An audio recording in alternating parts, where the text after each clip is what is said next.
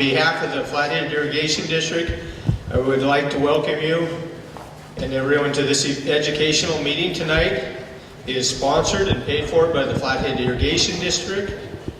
We'll have 3 different speakers and presenters tonight. We'll go through them one by one. The first one will be Anna Stradley, and then when she's done with her presentation, we'll probably take a 5-minute break and then move on to the Ethan Mace with the DNRC, and then we'll move on to Donnie Boyd will be our final speaker. At that time, we'll take a break of 15 minutes, and anyone that's got a question for any of the speakers tonight, there's a bucket up there in the middle by Dave and Dave with a note card, so write your question down, and we'll put them in that bucket. And then after the 15-minute break at the end, then the 3 speakers, presenters will come up with us, and we'll start asking them the questions, and whichever questions most relevant to them, they'll answer it for us. And if there's a possibility that they might not be able to answer it for you tonight, but they'll do the best they can. So with that being said, Nice. our first speaker will be Anna Stradley. Anna's a senior water master at the water court. She's had this job for 12 years. She was raised on a ranch in the Shoto country. Her mother had a PhD in hydrology, and she's born and raised Montanan. So I guess with that being said, we'll start with Anna Stradley from the Montana Water Court. Thank you for coming. Thank you very much. It's a pleasure to be here with you this evening.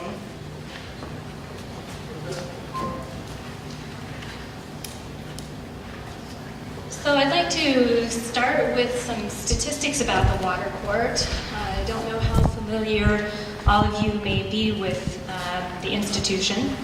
So the court was established in 1979. There are 10 water masters currently at the court and 1 law clerk. The chief water judge is Russell McEllier, and the associate water judge is Douglas Ritter. There are also 4 water judges that work in each of the 4 divisions in the state of Montana. And those are district court judges. They don't work in the water court, which is located in Bozeman. They're actually out in their district courts in each of those divisions. And they do take water cases. That's why we call them water court judges. So they're district court judges that actually take water court cases for the court. The exclusive jurisdiction of the court is over existing water rights. That is a term of art for the court.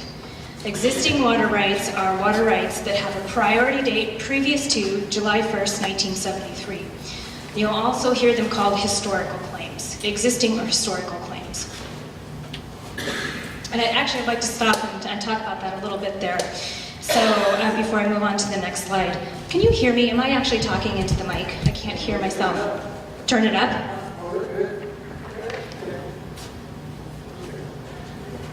Is there a way to turn it up? Is that up there? Okay, you're good. Okay, I can talk a little bit louder. Thank you for giving me that feedback. So, pre-1973 water rights. That is what this court is tasked with looking at. So, there were different ways that you could establish a water right in the state of Montana previous to July 1st, 1973.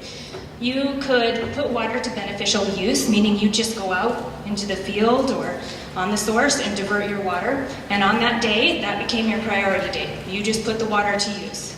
You could have followed a statutory procedure for filing a water right. So you would have gone down to your county courthouse and filed your notice of appropriation after posting notice that you were going to divert the water right. That's a filed right. So use right, filed right.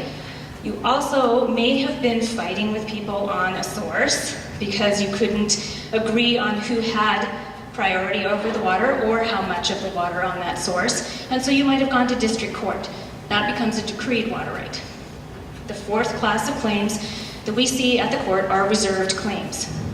Typically, those are reserved rights by the United States government in some form, whether that's the Forest Service, National Park Service is another common one. there are many federal agencies that have reserved water rights, and those are usually established by congressional act, executive order, something like that. You also have reserved rights for the Indian tribes, and those can also be formed like the reserved rights for the federal agencies, but also by treaty.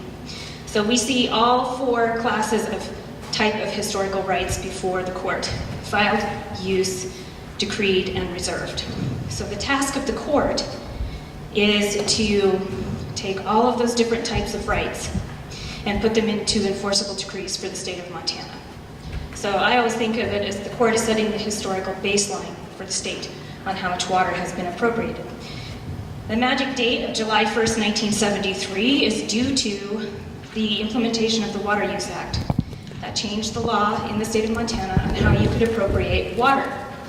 So after July 1st, 1973, you have to go through the Department of Natural Resources and Conservation to establish a water right. Those are called new appropriations. So just a little bit of history on what the court sees and what we do.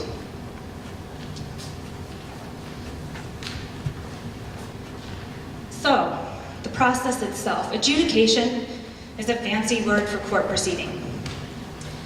So, water right owners received notice from the Supreme Court of Montana to file on their water rights that had a priority date previous to July 1st, 1973. The deadline for them to do that was April 30th, 1982. Over 200,000 claims were filed to be included in the adjudication process at that time. Claims are divided statewide into 85 river basins, and we proceed through each basin to adjudicate the existing or historical water rights. Again, the pre-July 1, 1973 water rights.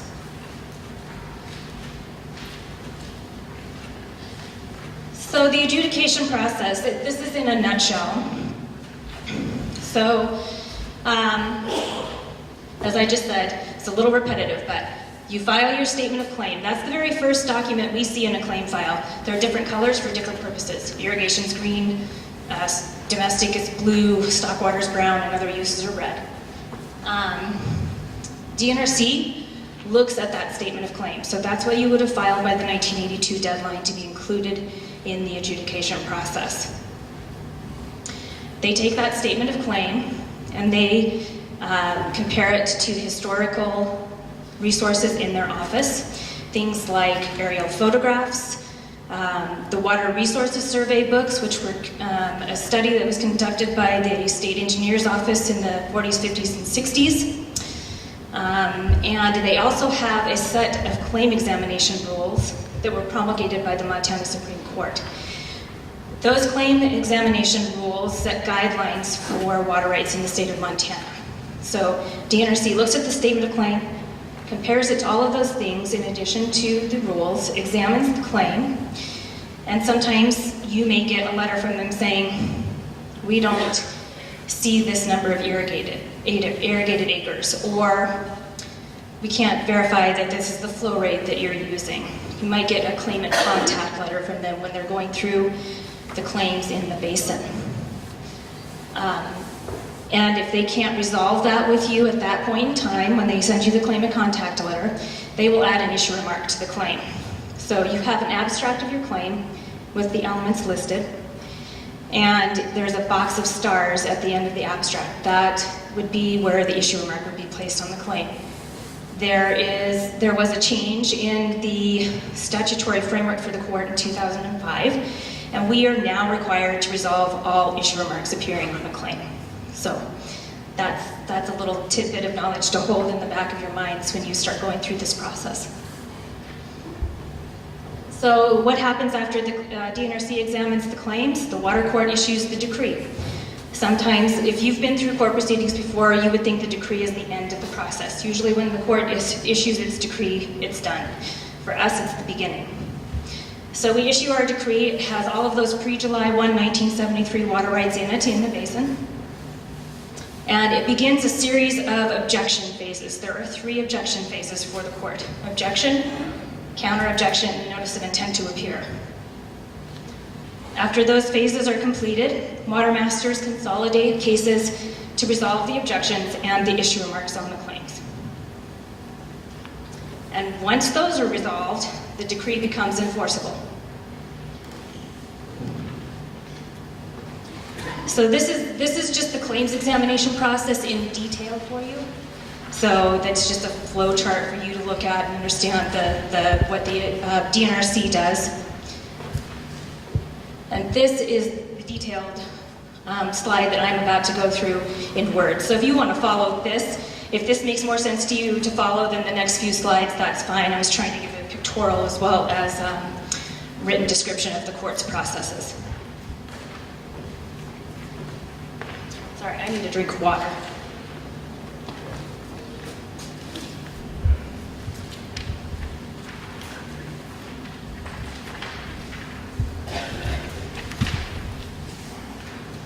And before I jump into this really detailed description of the court adjudication process, I would like to mention, I should have started out with this, I apologize. So my discussion tonight with you is about what the adjudication process will look like at the court if the compact is not approved, and then what the compact approval process looks like for the court if the compact is submitted to the court for approval.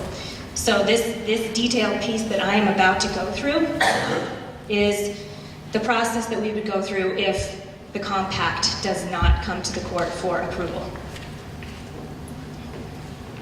So, as we talked about, we start with that claim filing period, 1982. There is a difference for the CSKT claim. I think some of you may be aware of this.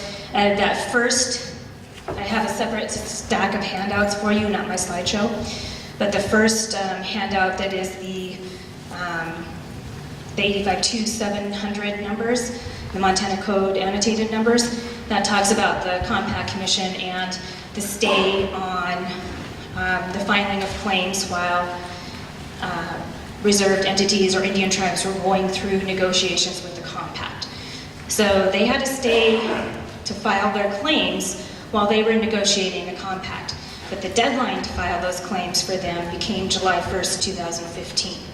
And that is when they filed, as I have heard, the approximately 10,000 statements of claim that are at the DNRC at this point, was by that July 1st, 2015 deadline. And that's due to that first set of statutes that I gave you in the handout. So, everybody's got their statements of claim filed. Whether you were in by the 1982 deadline as the state-based claim, or in because of the compact negotiations ending and filing your statements of claim by that July 1st, 2015 deadline. DNRC, again, they examine the claims. The summary report, that's just a proof to the court of the decree itself when we look at it. We issue that decree. Again, that notice of decree will go out to every water user, every water right owner in the basin, whether you have pre or post 1973 water rights. Every water right owner in the basin will receive notice of the decree being issued by the court. So, that starts that first, so when you receive that notice from the court, it will say notice of entry of preliminary decree, and that will be, and it's usually on colored paper, blue, yellow, green, salmon colored sometimes. That will be your notice the court has started working in the basin actively. That opens up a 180-day objection period. That 180-day objection period has two possibilities of 90-day extensions. And that's up to the chief water judge to grant those extensions. So he may or may not do that. So my advice to people is take a look at that decree within the first 180 days and object if you're going to. And that means not even necessarily to someone else's water right. If you see something that's not historically accurate on your claim, object to it so it can be fixed. This is the time to do it. This is the time to participate in these proceedings. So, if you decide to object, fill out an objection form for each claim number you're objecting to, mark the elements you're objecting to, and explain why briefly. It doesn't have to be long. You send a copy of the objection form to each owner of the claim, keep a copy for yourself, and send the original to the court. The objection forms must be at the court by the deadline on that notice. There'll be a big typed deadline, at the end of the notice, and you have to have those objection forms at the court by that deadline. So once the objection period closes, each of the water right claimants that received an objection to their claim will get a notice from the court that their claims received an objection. You also should have received a copy of the objection, but this is another notice coming from the court to let you know that there's an objection to your claim. This begins something called the counter objection period. That is 60 days in length. There are no extensions to the counter objection period. This is confusing. It is not a time for you to respond to the objection that was filed to your claim. It is a time for you to go look at the person's claims that filed the objection to your claims and object to their claims. So, if, let's say Mr. Smith objected to my water right claims, I can go look at Mr. Smith's claims and see if his claims are historically accurate, and if not, I can object to his claims. That's what the counter objection period is for.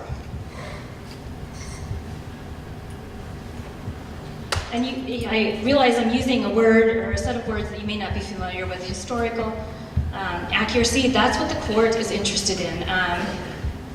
So we established the water rights as they existed previous to that July 1st, 1973 deadline.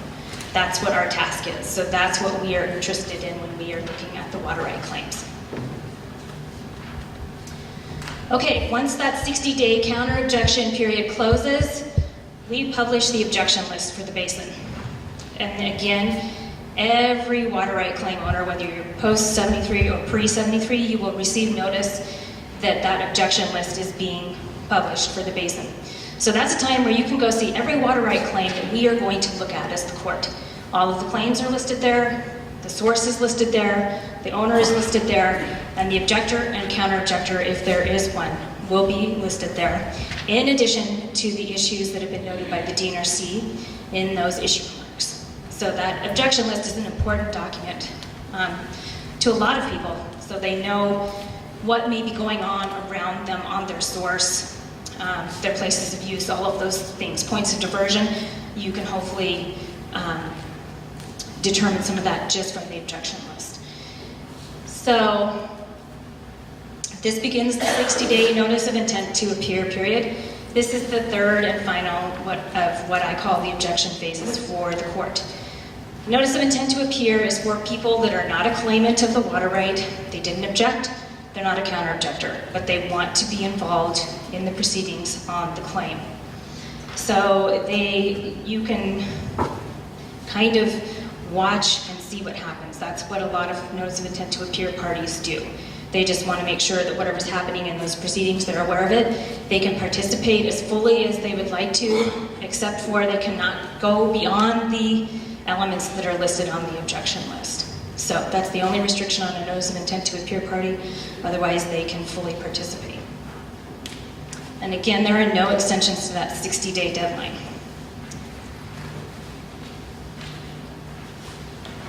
So you can see that we could be a year to a year and a half out from the issuance of that decree.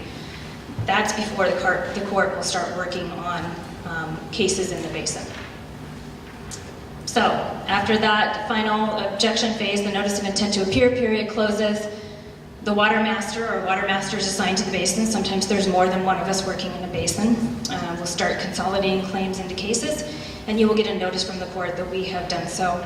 Usually we set a status conference to have the claimant and the adverse parties in the case start talking to one another. And that's all done by telephone. You don't have to appear at the court in Bozeman. We have an 800 number you call in on, there's a PIN code, it's done over the telephone. A lot of people want to know if they have to have an attorney. The answer is no. We have a lot of self-represented litigants in the water court, a lot of them. The only requirement for an attorney is if the parties in the case cannot settle, and they say we can't settle this, we have to go to hearing. It's our only option. At that point in time, if any of the parties involved are not a natural person, so like you or I, but let's say they are in a trust, a partnership, corporation, they are required to hire an attorney. Those non-natural entities are required to hire an attorney once that case goes on hearing track. And there will be an order from the water master telling you you have to do that if you're one of those entities. Otherwise, you can even represent yourself all the way through hearing if you're a natural person like just you or I. So, and just keep in mind, we are required to resolve all of those issue remarks that might appear on your claim. So it's very possible that somebody may not object to your claim, and the only thing that you have, you may not have any adverse party in your to your claim, but you might still get a contact order from the court saying, we need to talk to you because we have to resolve this issue that's on your claim.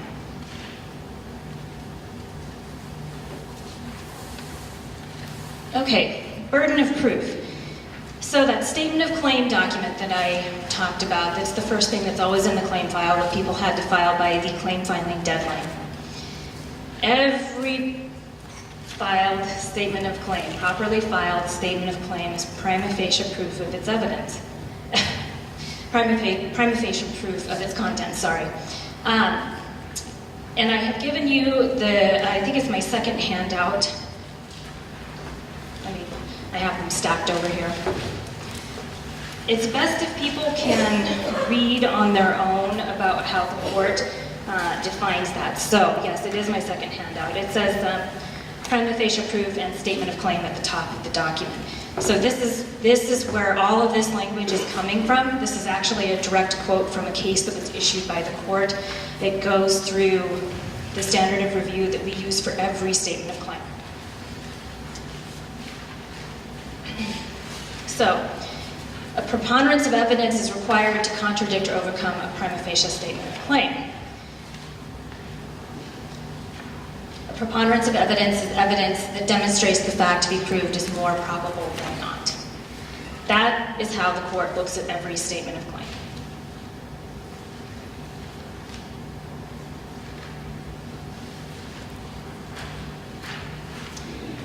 So the best way for people to understand that concept, the Water Court website, which I have here, has a significant case tool search. And you can go type in 40G2, that's where that language is that I gave you on the handout. It's a great case. It's probably a seminal case on what I'm discussing with you here tonight. And it will give you a good background on how the court looks at statements of claim. You can also type in the keyword prima facie, and that will pull up additional cases discussing that prima facie proof handout. And again, I've given you the exact language and excerpt from the case in that handout. Okay, and I wanted to just run through some of the, so this is actually the DNRC's water adjudication homepage. So this is what it would look like if you typed in that website up there. Brings up a map of the state of Montana. The different colors mean different things. The basins are in different stages of process, so the map gives a nice picture of what's happening in the state. If you want to look at a particular decree that the court has issued, for example, when 76L or 76LJ is issued, there's a list right below this map. They're done by number, and you could go click on it. I'm not going to show you that page because there's nothing on it right now because we haven't issued the basins. So I'm going to 43P, which is a preliminary decree, the Bighorn River. It will pull up a page that looks like this. So, on this page, no it didn't. On this page, you can find all of the information that I just spoke about. There's the notice that the decree has been issued. There's an objection form for you to fill out, and these links become active as the court moves through each step of the process. So there's a request for extension to the objection list, counter-objection notice, the form, and the notice that objections have been filed and hearings requested. That's when that big objection list goes out to everyone, and that notice of intent to appear form that we talked about. It also has a great set of indexes. This is really good for people that want to look at the decree by different elements of a water right claim. So you can look at the source index. So that's the sources in alphabetical order, the owner in alphabetical order, Point of diversion is done by legal land description, section number, township range section. Priority date, earliest to latest, and then you've also got them by water right number, and then you can see issuer marks on a claim. This is the decree itself. This will have the abstract of every claim that's in the decree. So you can also go look at how the claim really looks as the court has decreed it. This is a website that's also very useful when the decree is issued, even sometimes I don't think they've got anything loaded in yet. The DNRC also runs this. This is the Water Right Query System website. It's very picky, so make sure you're entering in a claim number exactly as it tells you to right here. I don't ever enter anything else in. I just do it by water right number. It will bring up a page that looks like this. This will show you every document that's in a claim file. So you can see that statement of claim, you can see all of the attachments to the statement of claim, you can see the claim examination that the DNRC has done, and eventually the objection, counter-objection, notices of intent to appear will be there as well. But this is a really nice resource for people to actually see what is in their claim file. And you can just hit, sorry, I keep on hitting the wrong button, the view link there to see the different documents that are in the claim file. All right, so let's talk about the compact approval process.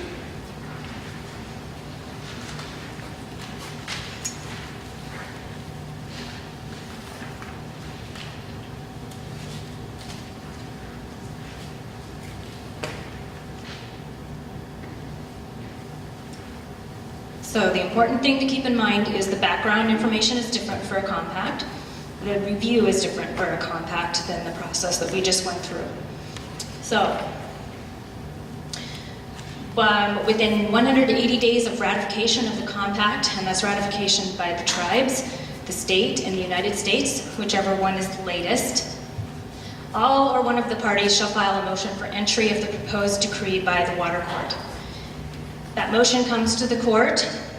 We issue the compact as a decree. So that process is similar to when we do the statements of claim as a decree. We will issue the compact as a decree. Every basin that is affected by the compact, all of the water right owners in that basin, pre and post 1973 water right owners, will receive notice of the compact. And as part of the decree process that the court goes through. The water court will assign the compact a WC case number. That's a specific case numbering designation that the court uses. It's whatever year the case was submitted to the court, and then like if it's the 10th filing. So for example, if it was the 10th filing in the year 2018, it would be WC 2018-10. So that's our numbering designation for a WC case.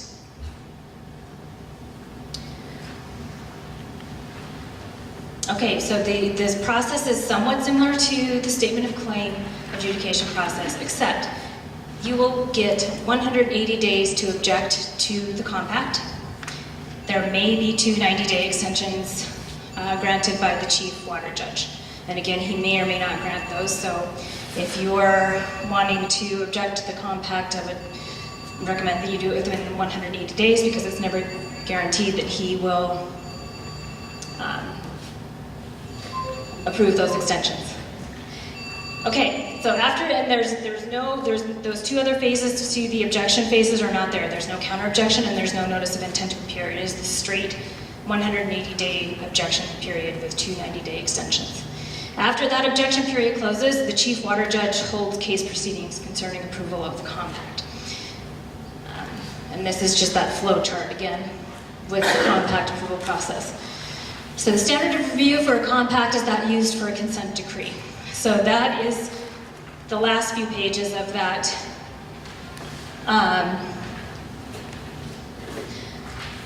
document that I titled Prima Facie Proof and Statement of Claim. If you go to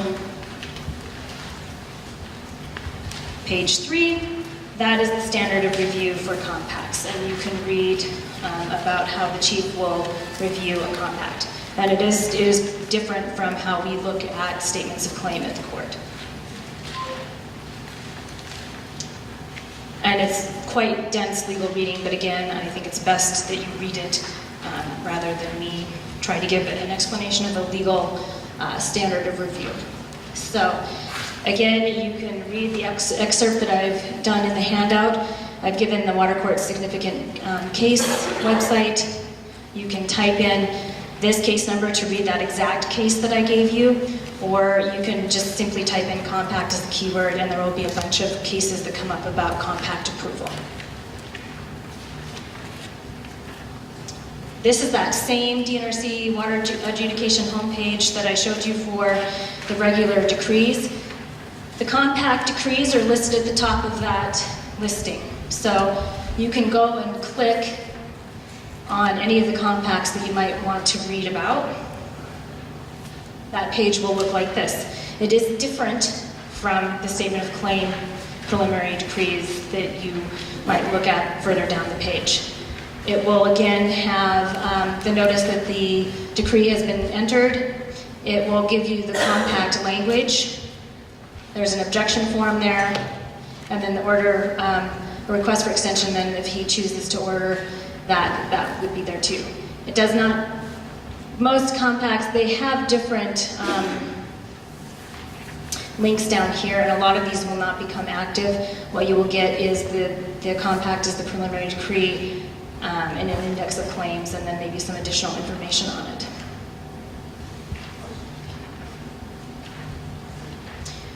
Okay, so enforcement of our decrees. I've given you two handouts that are helpful. These are things that are actually on the DNRC's enforcement website and the Water Court's enforcement website. So you've got your water right dispute options and the administration of Water Court decrees. This is once the decrees become enforceable by after the court has resolved the issue remarks and the objections to a claim, then the Water Court decrees become enforceable. So typically what happens is a water right owner becomes dissatisfied with the use of the water on their source. They go to the district court. They don't come to the Water Court. The district court has jurisdiction over enforcement. So you file your petition with the district court. The district court contacts the Water Court, and they ask the DNRC and the Water Court to create a water right tabulation. We provide that to the district court. It includes all pre-July 1, 1973 water right claims, so those are existing or historical water right claims, and the post-July 1, 1973 permits, changes, and certificates are also included. The tabulations are organized by priority date, diversion, and owner name. All the points of diversion are mapped, and updates are provided to the district courts each year the enforcement action is active. So sometimes they don't run every year, but the district court will let us know if they need the most recent tabulation.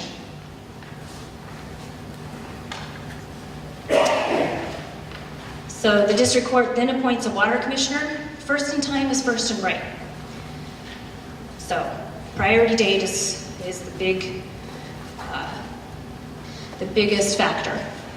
So the commissioner will enforce by those priority date limits based upon the court's tabulations. They will monitor the head gate and the pump sites to ensure compliance, and they will keep records of the water use and issue reports to the district court.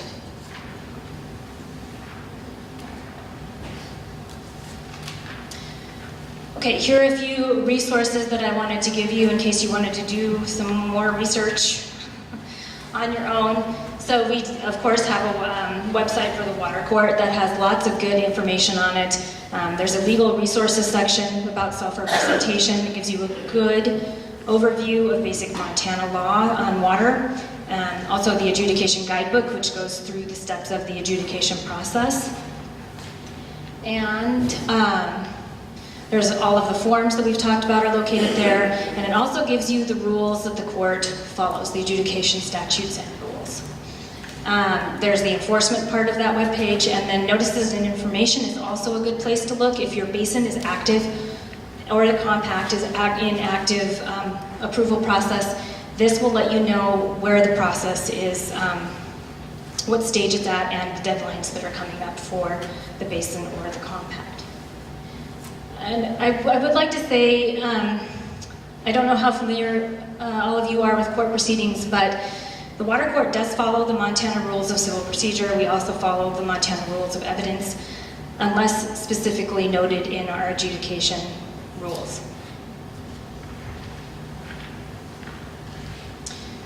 And here's a few DNRC resources for you. Again, this is a website that we use at the court a lot, and that water users use a lot. The DNRC adjudication website, if they're in the adjudication process, that's that website address.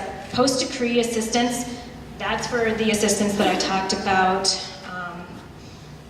where they might be helping us resolve issue remarks on your claims. Sometimes the DNRC helps resolve those issue remarks with the claimants. There you can also see those water right claim examination rules that I talked about, and there's also the claims examination manual, which I think is 500 or 600 pages now, but it explains everything in detail about why they put an issue remark on a claim, or how they examine a claim when it comes before them at the DNRC. There's also the water distribution website. This is their enforcement website, and then there's a link to the Reserved Water Rights Compact Commission. So, just some reminders. Keep the ownership of your claims current. Keep your address current with the DNRC. The DNRC maintains the ownership and the addresses for all water right claim owners in the state. But this is how the court will notice you. If your address is wrong, or if you haven't updated the ownership on the water rights, you will not receive notice from the court of any of the court proceedings. Any of the processes that I just went through, you will not receive notice of. So make sure you keep that current. And I cannot emphasize this enough. Participate. This is a process for you. Participate in this process. And here is my contact information. I would like to say, if anybody wants a copy of that PowerPoint presentation, all of those links, if I email it to you, they're all active. It will link you exactly to what I'm talking to you about. So if you would like it emailed to you, please contact me. I will send a copy of it to you. And I know that some people had questions about the stay that the judge just issued in the CSKT compact approval process, and I've included that actual order for you so you can read that as well. That was the final handout that I gave in that stack of handouts, so you can see how he has determined to stay the proceedings in 76L and LJ right now. So, thank you for letting me come and talk to you tonight.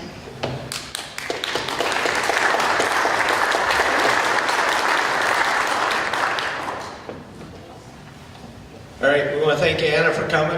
Anybody that might have a question for her, while it's fresh in your mind, there's the note cards there in the middle by Dave and Dave. Go write down your question, and at the end of tonight's presentation, we'll do our best to get them answered. So that'll be the good part of this.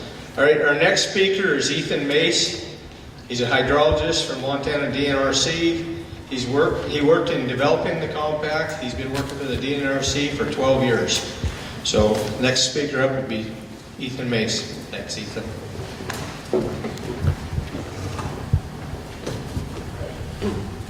Thanks. How's everybody doing today? I'm going to stand over here at the podium if that's all right. Great. Yeah, I just was sitting in the water meeting, so I had to walk out. Well, I'm at that water court meeting. So my name is Ethan Mace. I'm a hydrologist with Montana DNRC. I was asked to come here by the Flathead Irrigation District to talk about, to try to explain some of the differences between Well, I texted you. what would happen in an Something got off pretty adjudicated close to approach to the CSKT water right claims Yeah, versus yeah. the compact approach to resolving CSKT water right issues.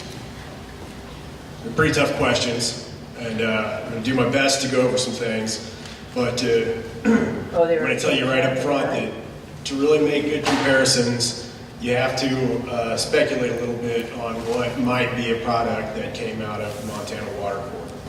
And as an overall umbrella of my talk today, I want you to understand that you can't really know what a litigated outcome through the water court would achieve without actually going through that process.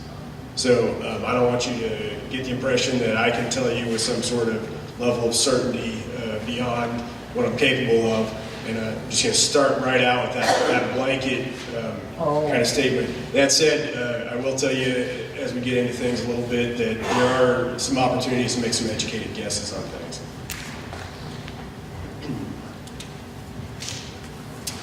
So I wanted to kind of begin a little bit and talk just about DNRC, because why is a DNRC hydrologist here talking to you? What's the DNRC kind of got to do with it? We heard a little bit from the water court. We saw some of the DNRC websites. We're obviously got our fingers in a lot of water right issues. But in general, you know, DNRC was established in 1971. It's a Montana state government branch under the executive, and it's got a director that's appointed by the governor. The DNRC is a pretty big outfit. There's 5 different major divisions: the trust lands, the conservation and resource development folks at CARB, is what they call themselves, and forestry. You know about them from the fire and forestry projects. We've got an oil and conservation division, and we've got the water resources division. So I work obviously for the Water Resources Division, WRD if you will, and we do things like provide these really cool pictures. This is looking outside of the outlet of Painted Rocks Reservoir, and I think it's a pretty cool picture. There is some work being done. You can see the ladder down there at the bottom. But anyway, the overall intent of the division is to promote and coordinate the beneficial use, conservation, protection, and development of Montana's water resources. And so within the division, there's actually quite a few bureaus. There's state water projects. They operate and manage and maintain 22 dams and 250 miles of canals, and they assist with 9 fish, wildlife, and parks reservoirs. Wow. We've got water operations. That includes the board of well contractors, dam safety, and floodplain management. There's water adjudication, which we heard a little bit about here, and they do claims examinations and, for pre-1973 water rights. We've got the Water Rights Bureau that helps and assists with new appropriations programs.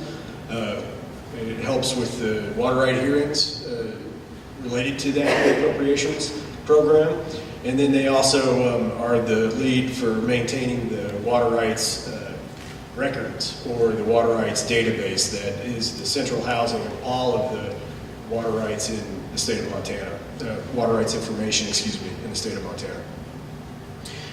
Then there's the Water Management Bureau, and I'm with the Water Management Bureau. Sometimes I do assist with the water rights folks, but out of the Water Management Bureau, we do things like we've got the state water plan.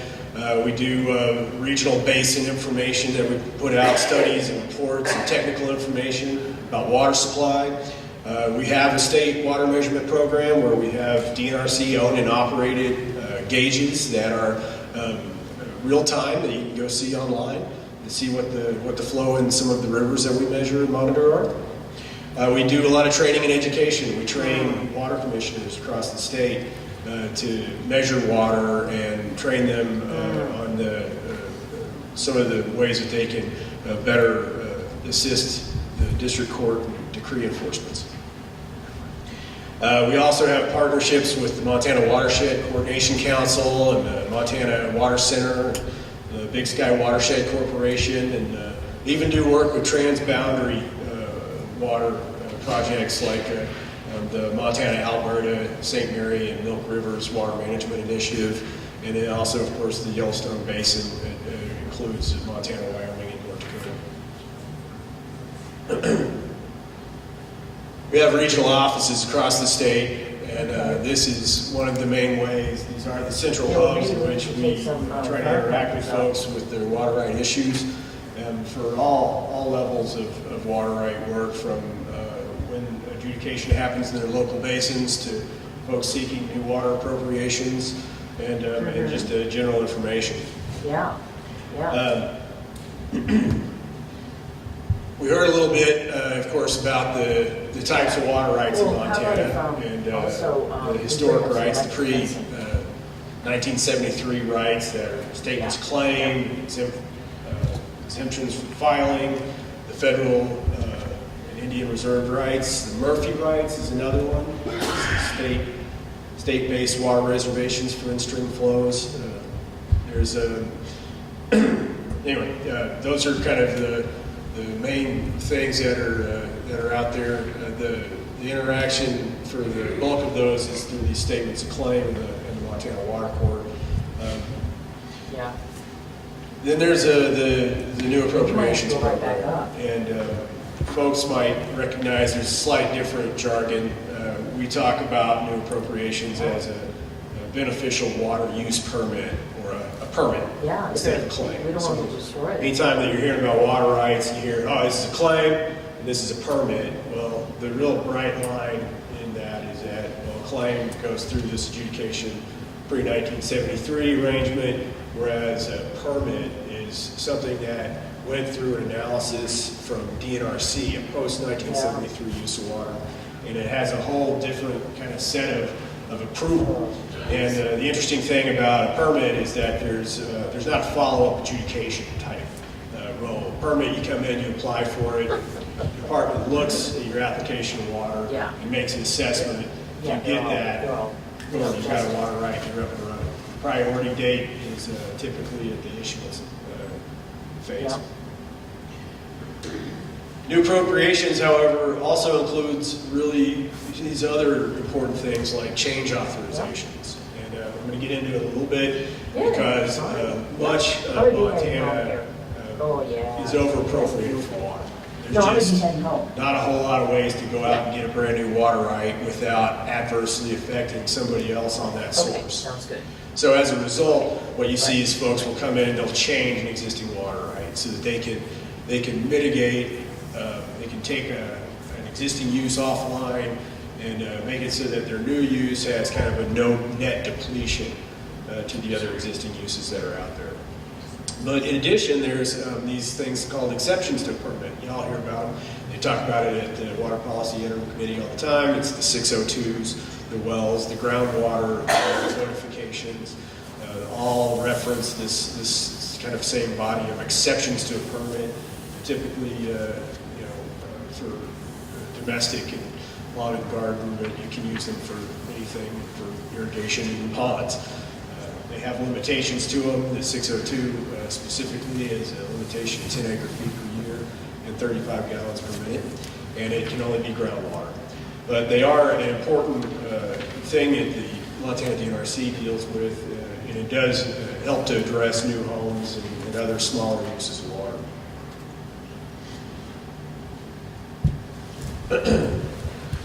So we get into a little bit of the basic principles of Montana water rights here, and I talked about this notion that a lot of Montana is over appropriated.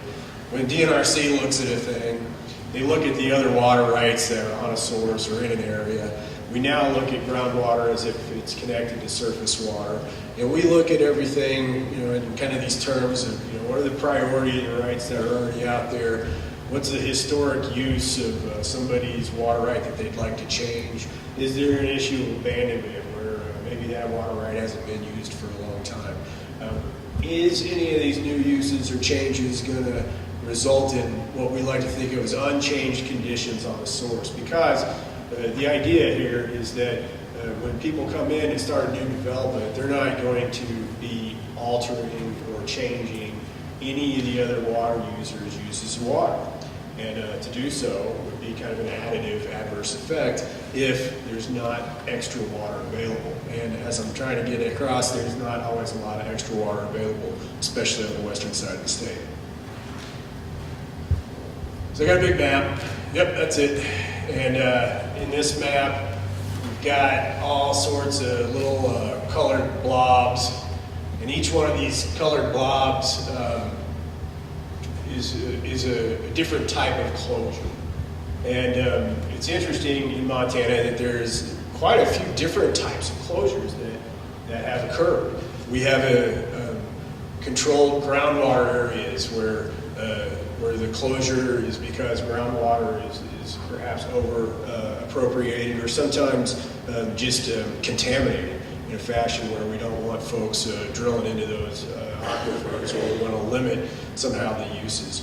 We have administrative closures, which are things that occur when folks come in and petition DNRC to take a look at a small watershed or something, and the idea that it's over appropriated. They don't want to have to continue to object to new water right applications on that source. They want a closure to go into effect, meaning that anybody who's going to develop new water there knows already that they need to create a no adverse effect, no net depletion scenario.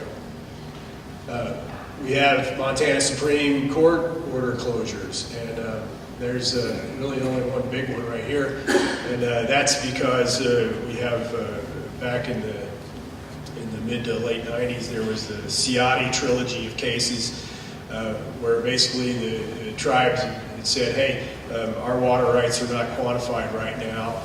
There's not any way that you can determine whether or not new issuances or changes were in fact an adverse effect on our water rights because they're not quantified. So they made the claim that there should be no issuances from DNRC until the water rights are resolved, and the Supreme Court agreed with that. We have DNRC ordered closures. We've got legislative closures. There's quite a few of these. These are scenarios where, like the Bitterroot especially, and the Upper Clark Fork, just because I'm more familiar with them, where water users in those areas actually went and petitioned the Montana legislature to create a closure. Same type of conditions, wanted to really restrict the development of new water rights because the existing water users recognized that they did not have enough water available, and they wanted to curtail this need to go out and object to all the new water rights. So one of the other things DNRC does is we work with compacts. And over the years, we've provided extensive assistance to the Montana Compact Commission, Reserve Water Rights Compact Commission, excuse me. We do a lot of technical and legal support as the compacting processes occur. And that means developing a lot of the science behind the compact, or leading and working in collaboration with scientific products that will assist in creating good settlements. We do a lot of work on the water right abstracts to help sculpt and educate the folks that are doing the work on what water right abstracts can look like. We do quite a bit of work archiving compact information, so if at any point anybody needs to go back and say, well, hey, what happened here? Where are these recordings of this public meeting? What kind of work products were used to make these decisions? Well, we archive all that information and do our best to make it publicly available. We also do work with compact implementation. I myself was originally hired to implement the U.S. Forest Service Water Right Compact with Montana. They have an active water right compact and have a method in which they can go through and apply for in-stream flows with their compact agreement. I also do work for the CSKT implementation, and it's an interesting compact because it has a little bit of early before final effective approval implementation. I'll get into that a little bit more details here in a bit. And we also provide reports to legislative, executive, whoever's looking to get reports. Some of our reports are statutorily mandated. Some of them are provided just at request. We really try to make ourselves helpful for folks who are just looking for information about compacts. So we work with decision makers, we work with stakeholders, and it includes everything from private citizens to the governor's office and other affected branches of government, federal and county and pretty much you name it. If it's a stakeholder in there, we're happy to do our best to try to work with them. At least provide the information and do our best to try to answer questions. Talked a little bit about these compact-related research projects. We've done everything from creating water budgets for irrigation projects, doing salinity modeling for reservoirs so that folks who are using reservoirs in high salinity areas don't end up with such a high saline content that the water is no longer usable. We do ET modeling. Folks might have remembered here we did some really advanced satellite imagery work on the Flathead Indian Irrigation Project area, where we were able to go in and use satellite images to depict what the evapotranspiration was for that entire area. We also do seepage studies and all sorts of work on helping folks understand irrigation distribution. Finally, on that front, we do a lot of communications on the meetings. Both before and after compacts are passed. We do quite a bit of work there. We do website information. And you saw some of the things that we do for the adjudication, but we also provide a whole lot of compact information. Always encourage folks to go take a look if you're interested.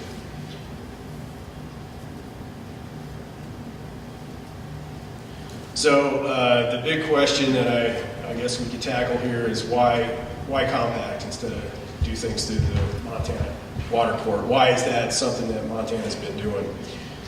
Well, the premise of that is basically that the decision makers look at these scenarios of federal and Indian reserved rights, and they realize that they're substantial and imminent. And so it's tough to really tackle these things that are a little different than the standard statement of claim in Montana. And in some cases, it really appears to be a much better outcome to go through a negotiated settlement. Why? Why would that be a better outcome? Well, you get a targeted approach. So there is an opportunity to focus on one set of complex rights. When things go through the Montana Water Court, it's a little different. It's one claim at a time. With some of these large federal enclaves or Indian tribes, there's an opportunity for folks to just really look at that whole set of complex rights as a unit. It allows us to bring technical and legal specialists in to really focus on that group of rights and to try to develop kind of a team of folks that are geared up to really say, all right, let's figure out what the water needs are, what the potential impacts are, and look for solutions that minimize impacts to existing water users.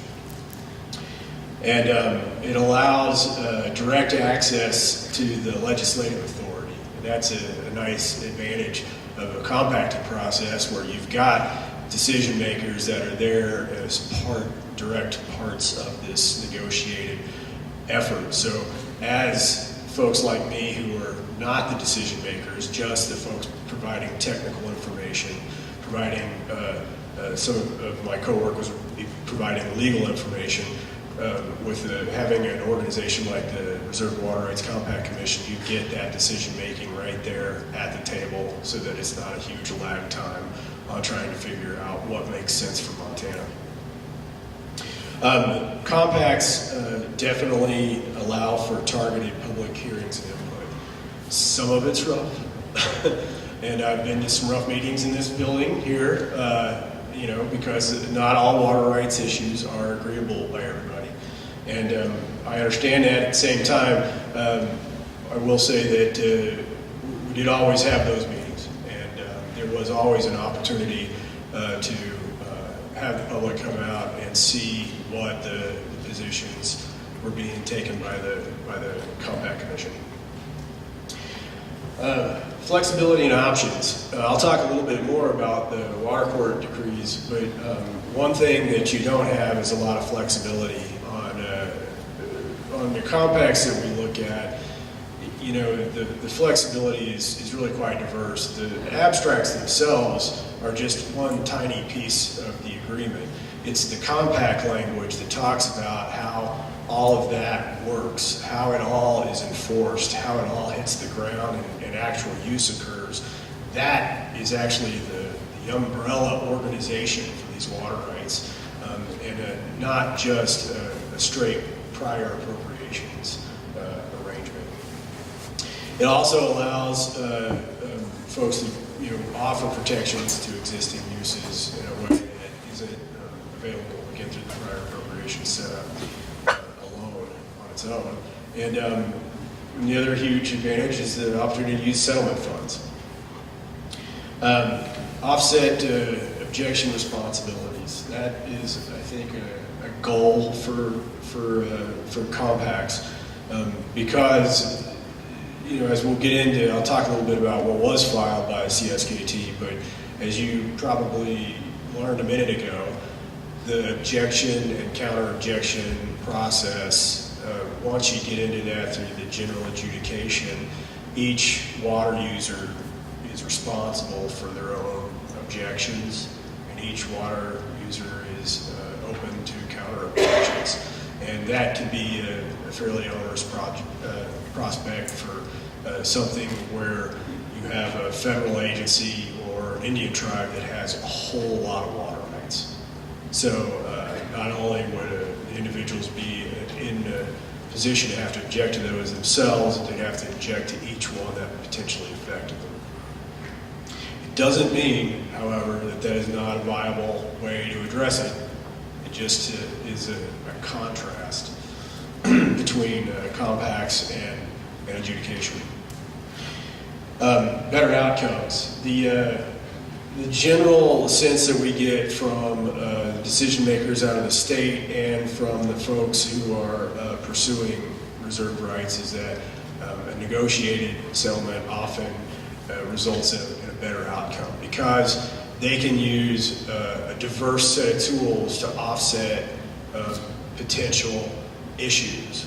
So instead of just having to rely on the maximum amount of water that they could get through a water right abstract, in some cases, if we got a certain amount of money to fix this pipeline, well then the water use out of that area wouldn't impact our fisheries nearly as much. There you go, but the pipeline takes money, right?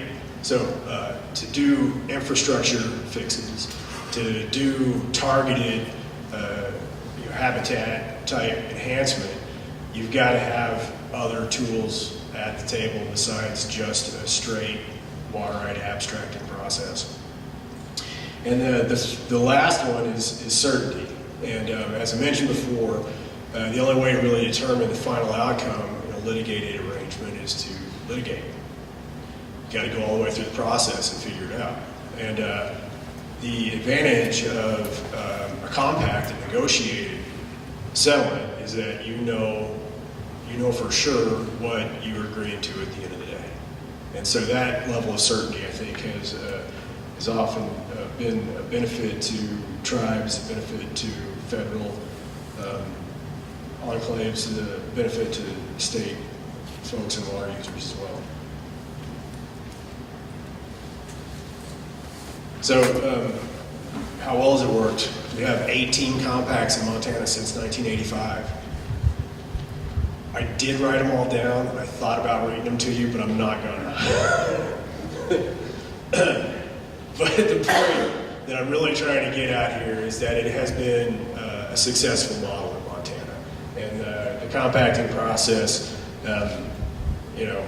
definitely if you go to water rights conferences anywhere else in the West, we're often held up as the ideal model for resolving some of these water right compact, these large federal and Indian water right, reserve water right issues. But just remember, 18. 7 Indian tribes, 11 federal compacts.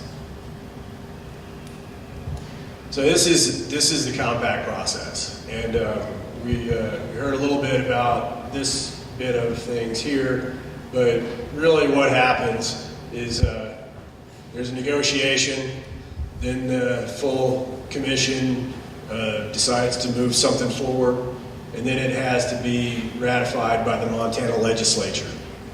And tribal compacts over here on the left then need to get ratified by U.S. Congress, then they need to get tribal approval, then they need to get reviewed by the Montana Water Court, decree issued, implementation, right? Over here, the federal compact is a little different. They got to seek U.S. DOJ approval, and this is all just kind of a federal piece for the federal compacts. A little different than what you guys are probably most interested in right now. For the CSKT compact, we did this in 2015 by not a huge margin, but it was passed. Was it April 24th, 2015, something like that? It's when the governor signed it into law, and now there was a bill introduced into Congress during the last administration, but that bill didn't go anywhere. As of right now, there's to my knowledge at least, there's not another federal bill that has been brought forward.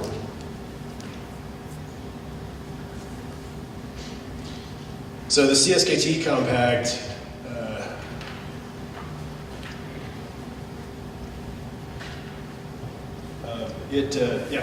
April 24th, 2015, right here in my notes, great.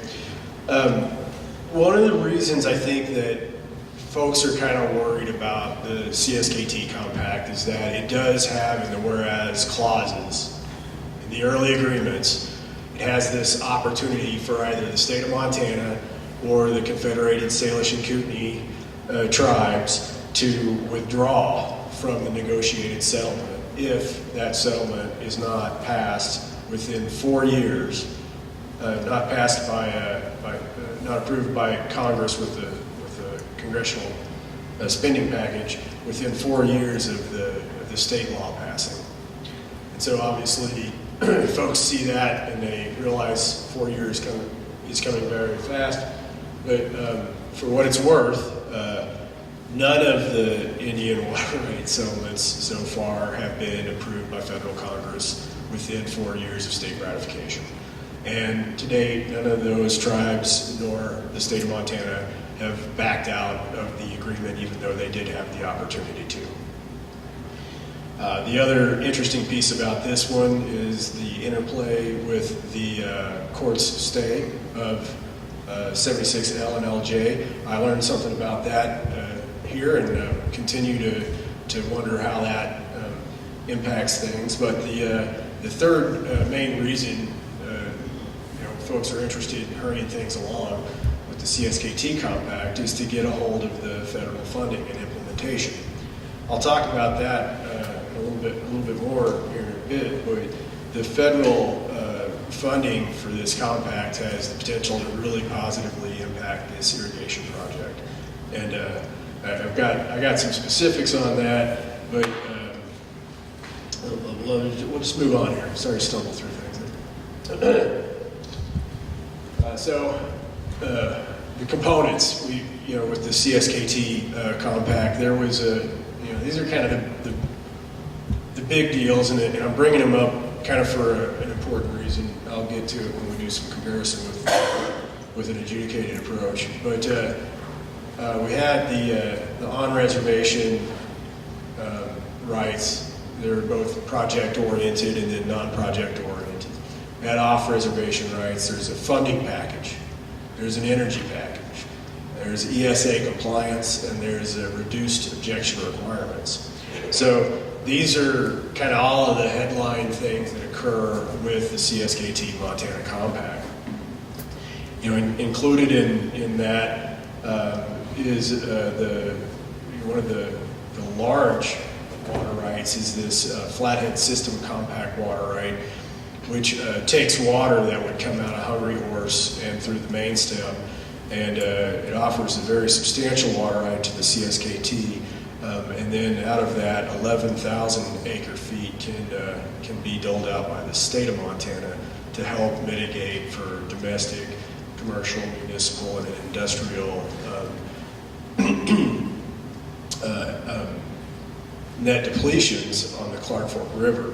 This is important because the Clark Fork River, even though it doesn't have an official closure, it is closed because there's no water legally available, largely due to the large hydropower water rights for Knoxville.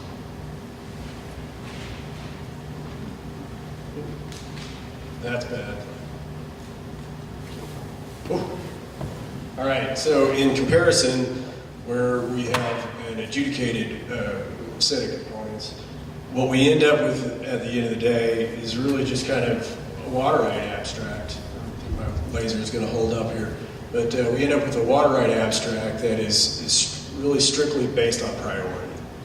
And in a scenario where the tribes might end up with water rights that have time immemorial priority because of their Aboriginal heritage, you can imagine that that would certainly a priority arranged system would give them the first cut of water, no matter what was to come out of the Montana Water Court, if that priority date is maintained.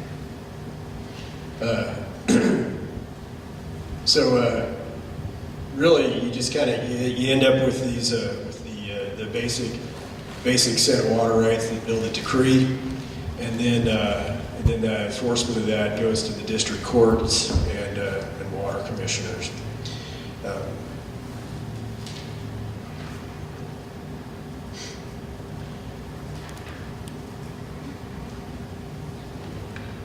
So I'm going to try to do some comparisons here. I'm going to remind you that I can't predict what would come out of the Montana Water Court if this thing goes through adjudication. I don't have a lot of examples to draw upon. I think the court did look at reserved water rights for Turtle Mountain, and my understanding of those was that those reserved water rights pretty much went forward into the preliminary decree as filed, and they're currently in an objection phase, but you have to look on our website to double check that. So what kind of comparisons could we potentially make? We can look at the water rights themselves. We can look at enforcement differences, and I have listed in there protections as well, because some of the enforcement includes protections in the compact realm. We can look at funding. We can look at ESA compliance. We can look at objection obligations and new appropriations and closures. If you don't mind, I'll go through those.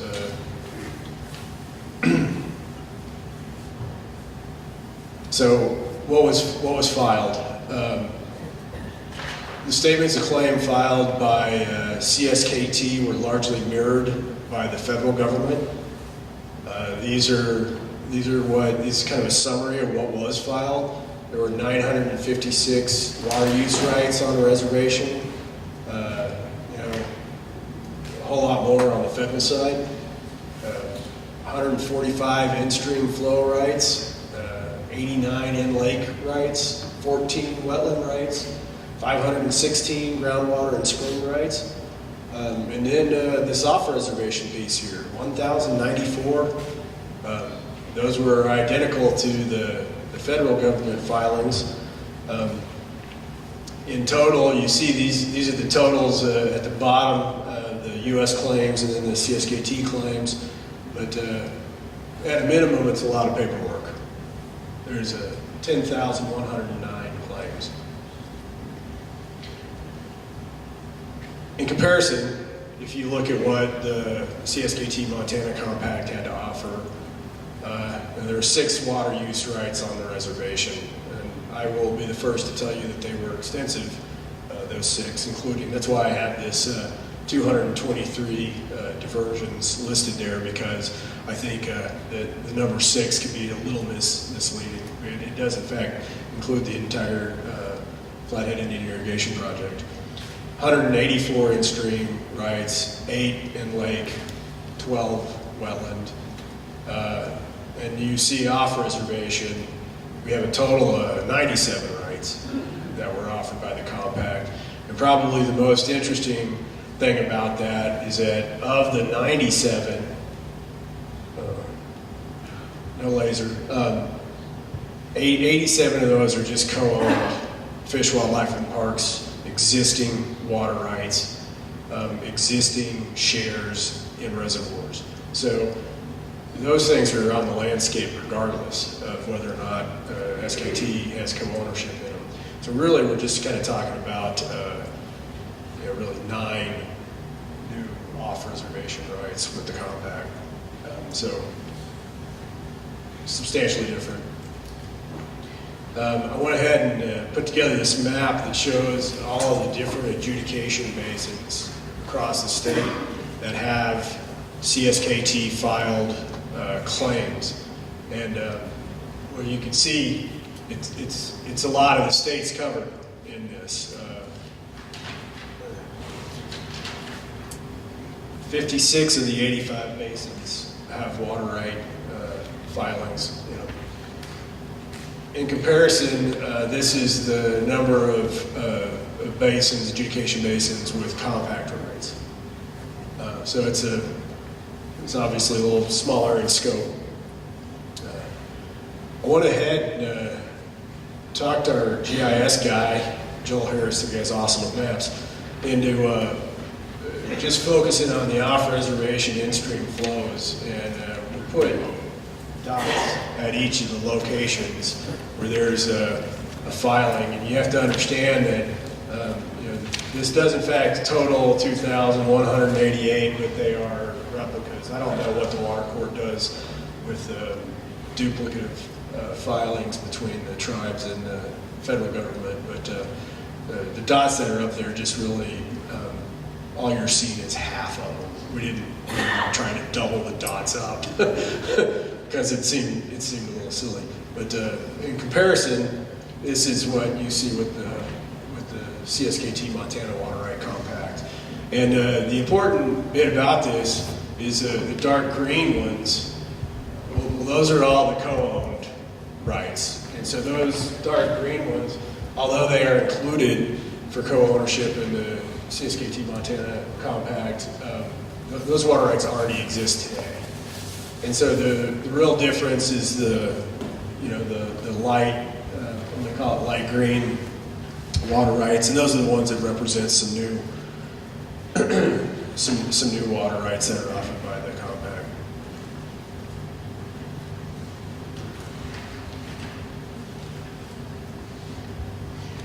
All right, we talked a little bit about enforcement and adjudication. It's got enforcement through the district court. Part of the wild card, the uncertainty in how that comes to be is that we don't know, I don't know, I'm not going to claim that I know, I'm just calling it as an uncertain element, which is that we don't know how the district court's jurisdiction works out for the different ownerships on the reservation and the sovereignty issue. It may be anything, it may be something, I don't know. But that is one element that we certainly have some questions about, or being unsure how that might turn out. Whereas down on the compact side of things, still working with water commissioners, but the water commissioners are appointed through that unitary management board that the compact brings. And just for a moment, I'll try to remind folks about the CSKT Montana Compact.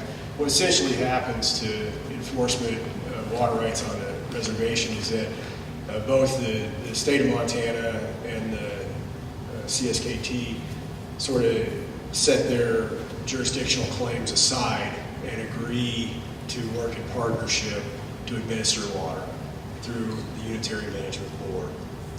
And it is that board that actually appoints the water commissioners in the compacted realm. And because it is a negotiated settlement agreed upon, we don't have at least the uncertainty of the sovereign issue and enforcement through the district court. So the compact and the enforcement arrangement also includes a lot of protections for existing uses. And this thing, it's adaptive management based on water supply. And if you look at, especially the irrigation projects, water rights, and the in-stream flows associated with them, they both are specific to the water year. And in fact, what happens is the irrigation project gets more water in dry years. Their river diversion allowances are higher because there's a higher water requirement. And on the flip side of that coin, the CSKT in-stream flows that are co-located at a lot of those diversions, they actually go down on the drier years. And it's a notion that we called shared shortages for a while. That ultimately it is a really unique, flexible opportunity to manage water adaptively based on how the water supply is occurring. Through a decree arrangement that's strictly based on priority, unless there was some additional supplemental after the fact agreement, that type of enforcement wouldn't work.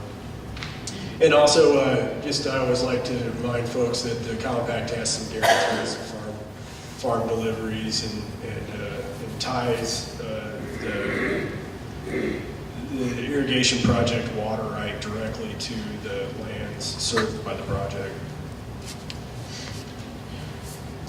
If you're interested in knowing more about the enforcement agreements from the compact,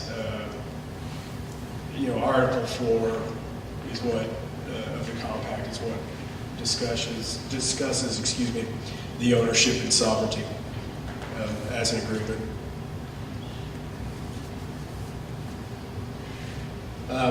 In comparison with the protection, the protection samples, adjudication, you've got just a straight priority system. The compact has got this whole host of different types of protections that are included.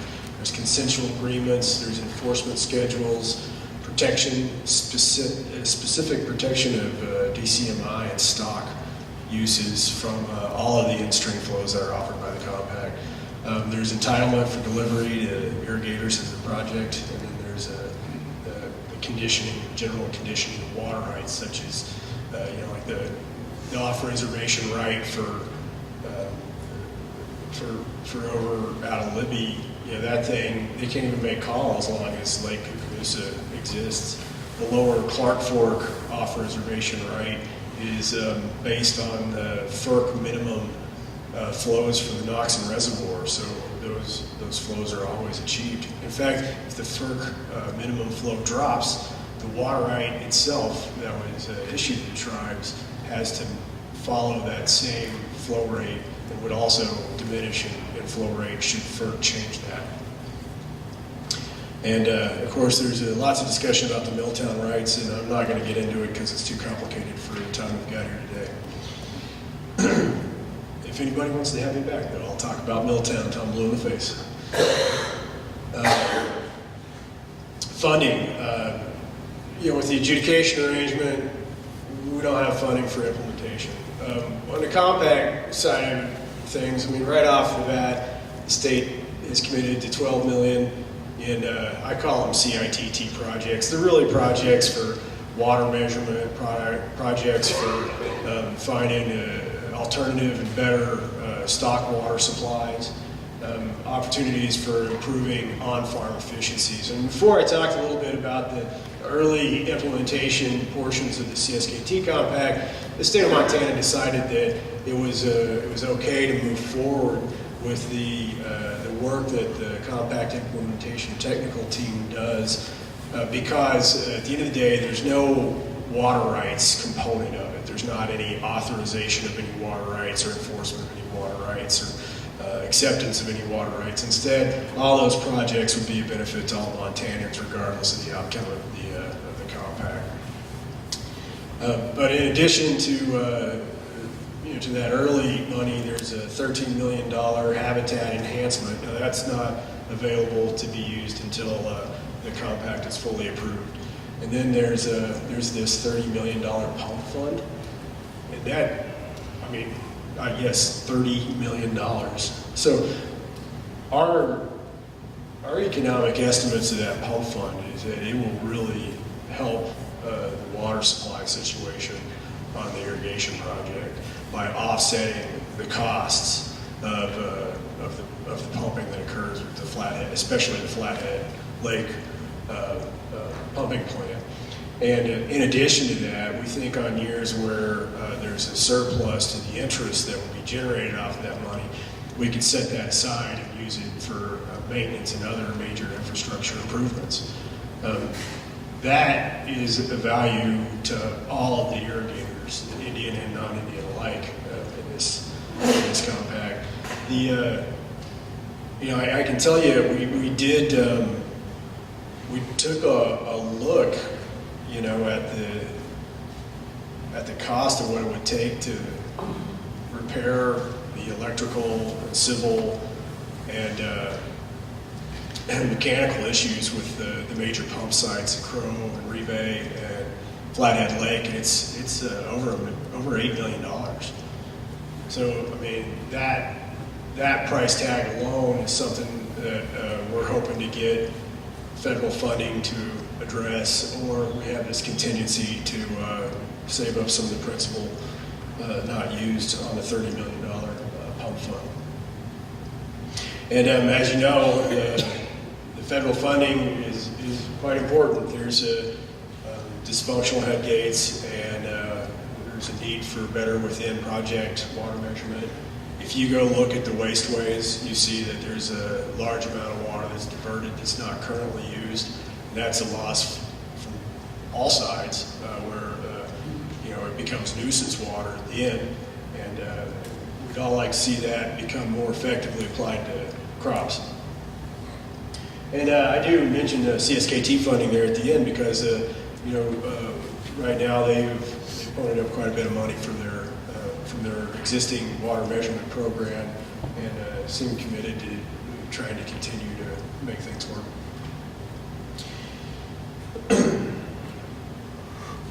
So here's a moment to talk about this other elephant in the room, the Endangered Species Act compliance.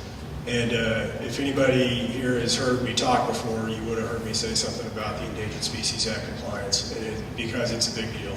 It's one of the main reasons that the bill sponsor chose to sponsor the bill, being from the Libya area and seeing the potential impacts of the Endangered Species Act if it kind of came out sideways.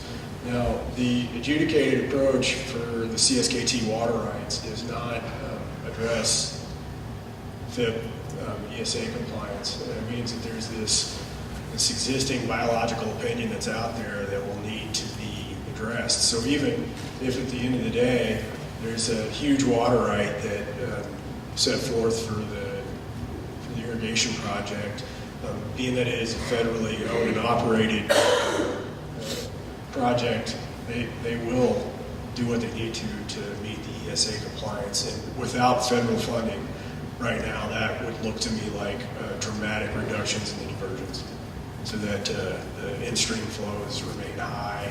And the only way to do that, absent pumping a bunch of federal money into the irrigation project, is to just reduce the diversions. So over in the compact, we've got the full federal and CSKT endorsement of the ESA compliance through the terms of the settlement.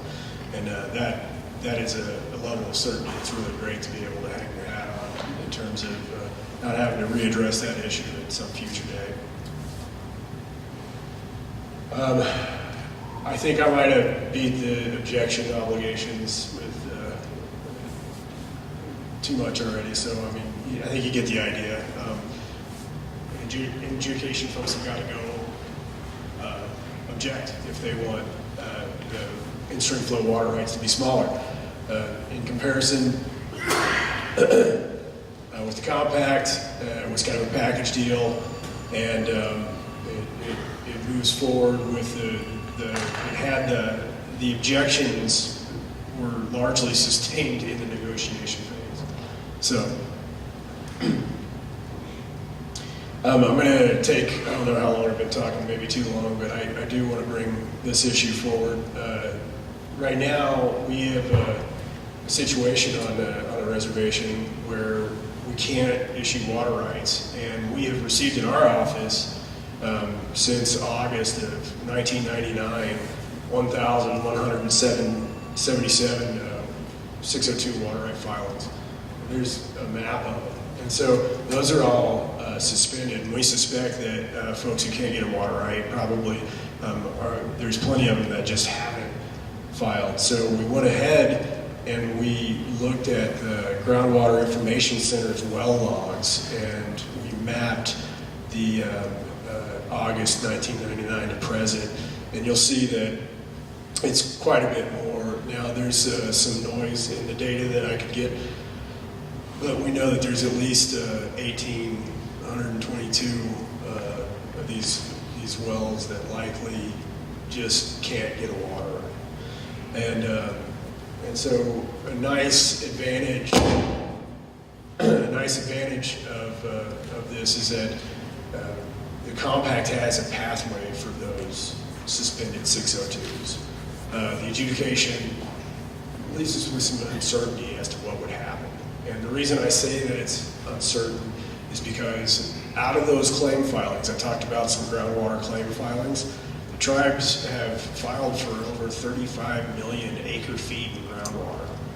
And if a portion of that were to move forward through the adjudication, the potential for controlled groundwater area on the reservation seems kind of high to me.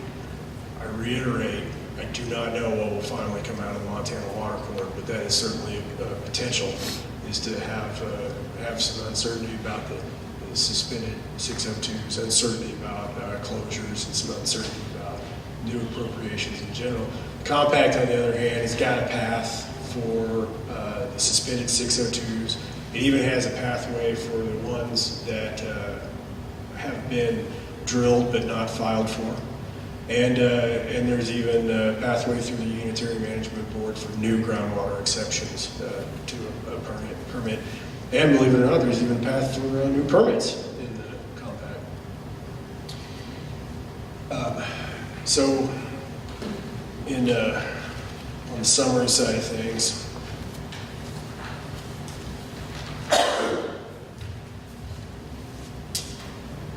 we have a lot of uncertainties about how things would turn out through the adjudicated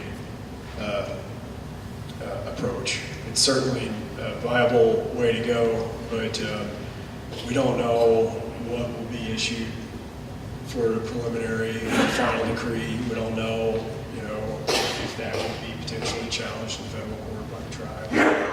We don't know if CSKT, we don't know how they would enforce their water rights through an adjudicated process.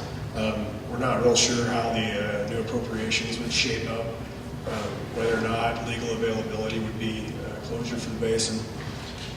So there's a lot of uncertainties, I guess, in the adjudicated approach. Over the compact side, there is certainly a few things that are still uncertain, but there is a much higher level of certainty. We can deal with the 602 water rights and forward-going groundwater exceptions. We've got funding that would be available for the irrigation project. And we know that just on the water right numbers alone, there's quite a few less over on the compact side. That said, we do have a ton of information on our website. Feel free also to call me, even if you don't have to be a compact supporter to give me a call. If you hate the thing, I'll still sit and talk to you and give you as much information as you so desire as I can provide.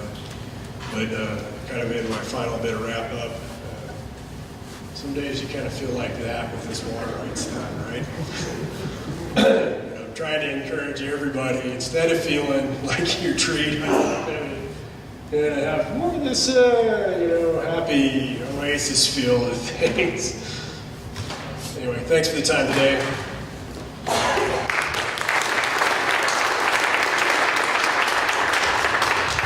Thank you, Ethan. Our final speaker this evening will be Donnie Boyd. He's from Klamath Falls, Oregon. He's 3 generations in agriculture, farming, and they had an equipment dealership. And he's also Klamath County Commissioner currently. He's deeply involved in water issues in the basin since 1991. So Donnie Boyd.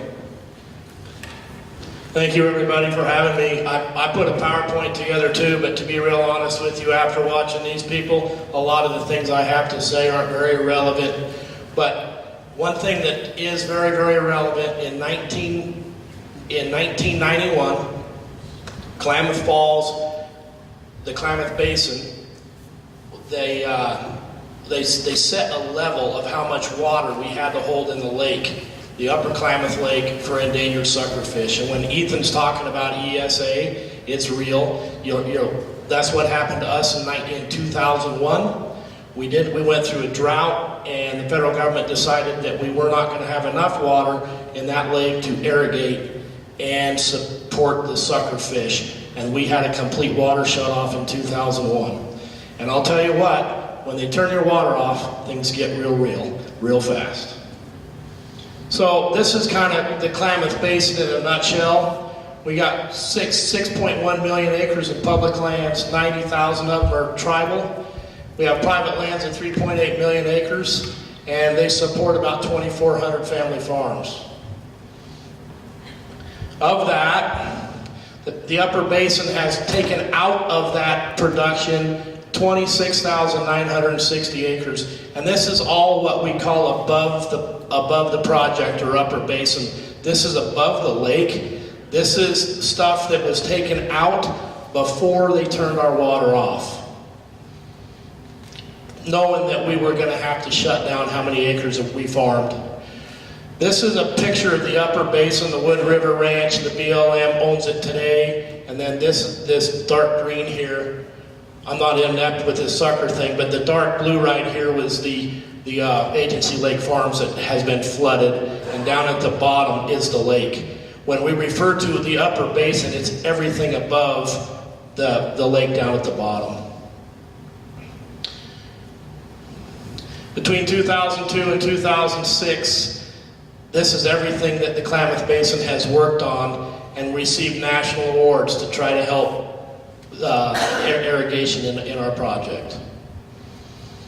2002, the federal government came in and put a new fish screen on the A Canal, and that was to protect the endangered fish. They spent $25 million to do that. They charged the irrigators every single penny of that, plus interest. Then we've come on down. Right here it says Gone Fishing. I'm sure you guys have all heard of Alan Mickelson. This is one of his pet projects. It's to help recover the suckerfish. Klamath Basin water users, again, have been, the Klamath Basin water users are a very tight-knit group. They pretty much represent all of the irrigators within the Klamath Basin, and they've been awarded some national awards for trying to help. Then we had what they call the Hatfield group. It's kind of the same kind of things that you guys have got going here. This is collaboration efforts that we tried to do to try to help with the situations. So that's home. This is what the project looked like back in the old days before we started farming it. We are a Bureau of Reclamation project, unlike you guys. You guys are a Bureau of Indian Affairs project, but this used to be a big lake, and it's all been drained off now and is farmed, and Upper Klamath Lake is now smaller than it shows here. This is the way it looks today. So you can see the two lakes that have pretty much been gone that we farm. This is our water usage. The bottom bar down there is how much goes to agriculture. The middle one, or the yellow one, is how much goes to the wildlife refuges, which there is 5 in the Klamath Basin. And then Iron Gate Dam is the last dam on the Klamath River. There's 4 dams on the Klamath River, and Iron Gate's the last one. And that's how much water goes through Iron Gate. Again, this is the annual water users, the volume of water. The mouth of the Klamath River is the tallest bar, and then the Klamath Project is the little red one clear down at the bottom. That's how much water the irrigators use. Iron Gate Dam is the yellow one, and then the tributaries below the Iron Gate are the green ones, and the subtotal is the darker green. This is one of the biggest problems we have here. When you look at this picture, that's seals on the beach at the mouth of the Klamath River, and they are eating a whole lot of our coho salmon that the irrigators in the Klamath Basin are trying to send enough water down the river to support. The upper basin is 200 miles from the lower basin. They expect us to send the water down that 200 miles to keep that river alive. This here is a picture of it, July 18th, 1918, and the Lake River is just past where we divert our water for the Klamath Project, and they say it's never been dry. That's a picture that proves it is. So what I'm saying is today we are sending more water down the river than we have. I've never seen the Lake River dry in my lifetime. I'm 55 years old, but obviously it has been dry there. There's guys that are picking the rocks or whatever they're doing. This is fish die-off years. This really doesn't mean too much to you guys, but basically it's saying that the lower water years of Klamath Lake, we have better sucker recruitment than years that we do not. That's just another one of those. This is 2001. This is what our farm looked like in 2001 when we got our water shut off. And when I said it gets real, real fast, it does. This is just a couple of the things that we've done. We had a tractor rally, brought this to the Bureau of Reclamation head gates. Kind of an interesting thing, the Bureau of Reclamation is right next to a Air Force base. The Air Force got pretty wound up. They sent MPs out there to find out why we were coming around their base with tractors. This is more of the rally, the tractor rally. This is basically the same exact thing you guys have going on here. At the time, Kitts Hopper was our governor, and we had over 6,000 people here saying it's not right, we can't shut off farms, or we can't shut off water in the farms. I don't know how many of you have heard about the Klamath Bucket Brigade, but this is where we're dipping water out of Klamath Lake, and technically this is violating the law. We're taking water out of the lake without a water right. We passed it down Main Street, bucket to bucket. There was 18,000 people there.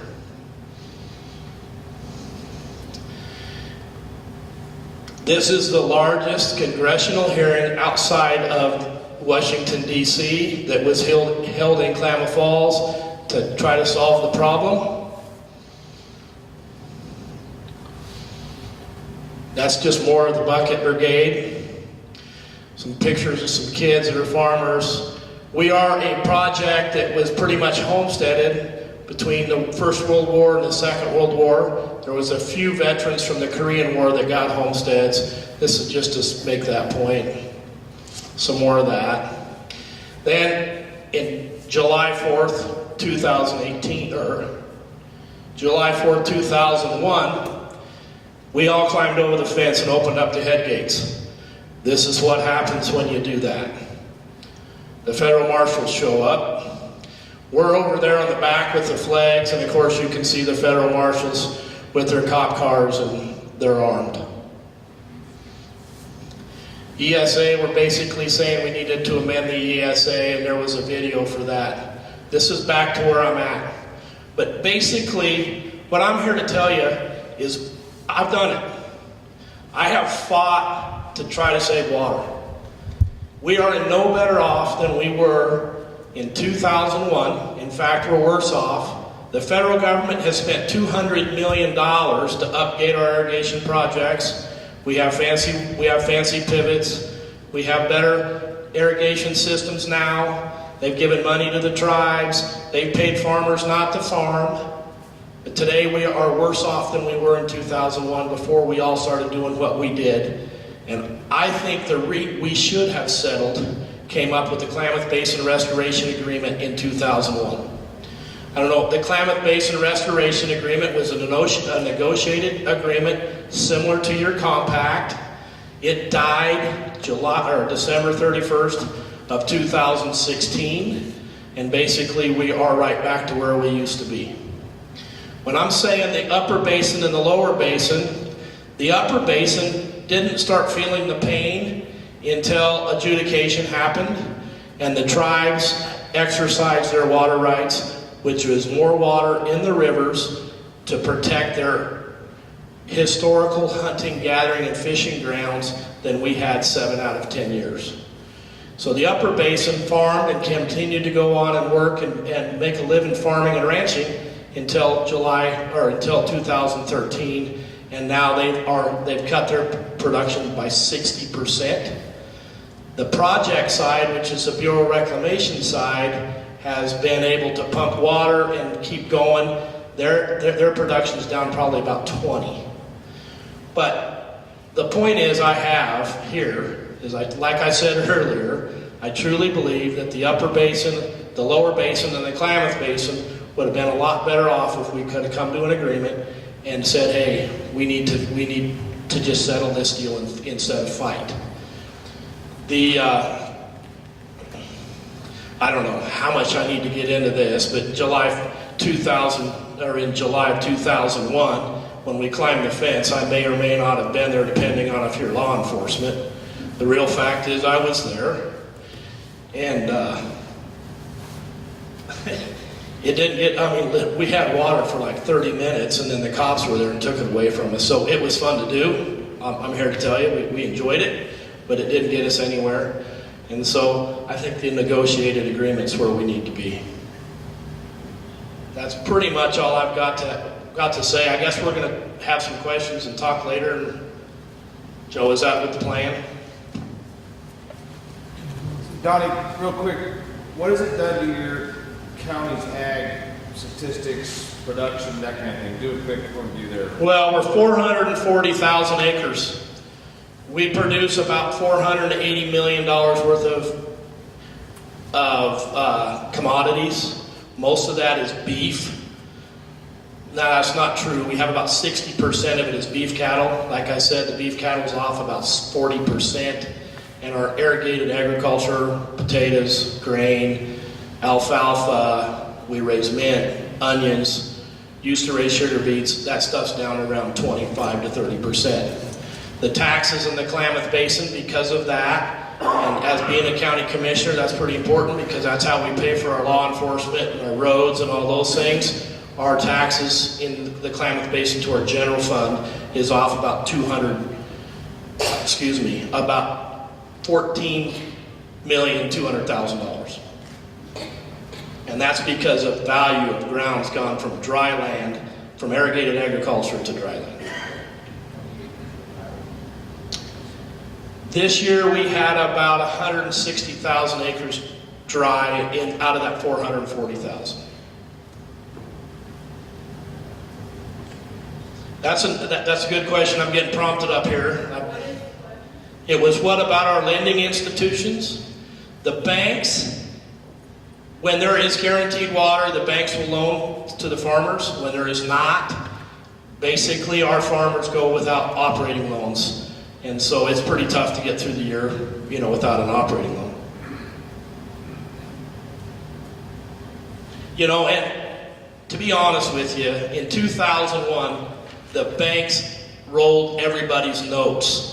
They moved their land payments notes from the year they were due in 2001, and they put that year to the back end of their note. They haven't done that since 2001, but almost every bank in the Klamath Basin did that in 2001. They didn't want to foreclose on a bunch of ranches without water, I guess.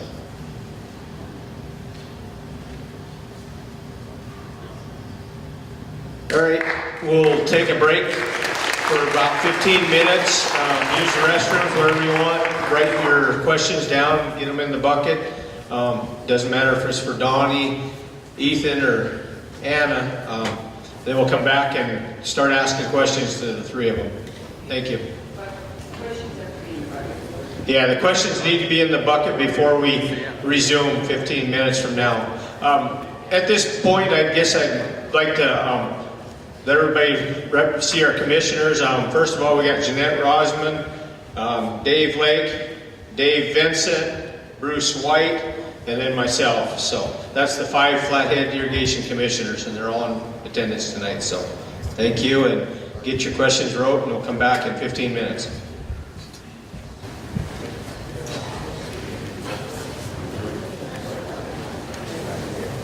All right, our first question is for Ethan, I believe. If federal funding amount for the irrigation project repairs, 1.9 billion. There's a question mark behind that question. Hello? Hello? Yep, you're there. Let's roll. Okay, I don't know what the total bill is for all the irrigation project repairs, but I do know that the current, there's a federal process underway right now to try to determine what that total amount should be. So what's, is it, you think it's 1.9 billion? There's that kind of funding? I think that's what his question is. Yeah, I'm not sure. All right. Cost of hungry horse mitigation water from the state or from the tribe? Do we have a cost on that one?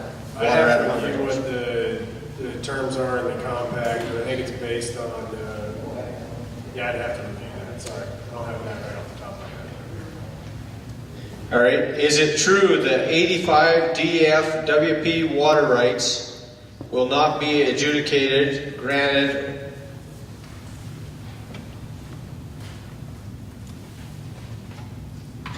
Okay, of the existing Department of Fish, Wildlife, and Parks water rights that are to become co-owned if the compact is approved, there is two groups of those water rights. Some that have already been through the adjudication process and decreed, and some that have yet to be through the adjudication process.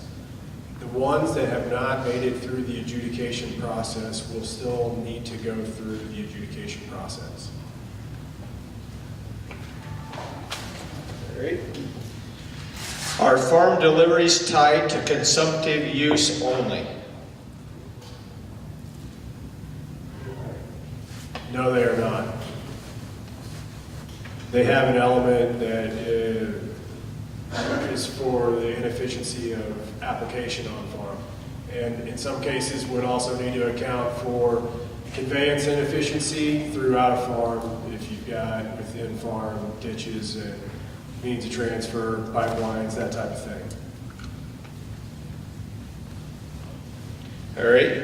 And then one more question on here. Process for the 602 is to review each one, not necessarily grant on ratification of compact, so no assurance they will be granted. Yes, the 602s that have been received by the department would all need to go through the standard department process, and they would have to meet the terms of the statute that authorizes those notices of groundwater completion. So there could be scenarios where we have received filed for rights that wouldn't become approved. Could you speak louder? I'm trying.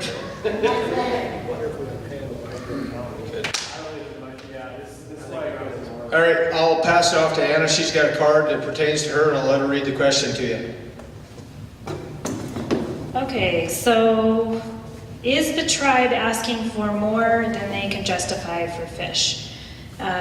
This is not a question I can answer because this would be a factually driven case in controversy at the court. And I'm not allowed to comment upon that, so.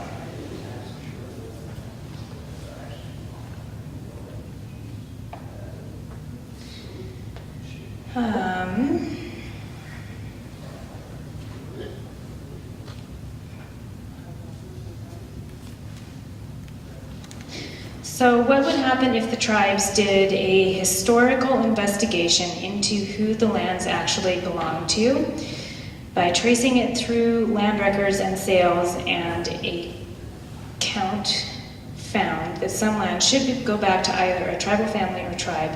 What kind of impact would that have on the claims filed? So again, I have to apologize, but some of these questions I will not be able to answer because of my position at the court. So I cannot give you legal advice. I cannot comment on an upcoming case in controversy at the court. That's not proper for me to do. I have to maintain neutrality. So again, this is a factually driven question that is part of an upcoming case of controversy at the court. I'm not going to be able to comment on that.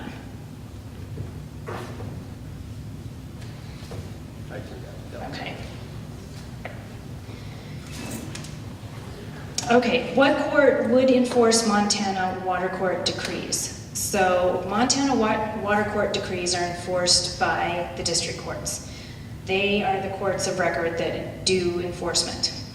It's a confusing system, I understand. You've got the DNRC doing one thing over here, the water court adjudicating claims over here, and then you've got an enforcement mechanism that's yet another place you have to go for district court enforcement. And I am seeing a hand over there. It seems to me as if the question is, who would enforce it if the compact went through?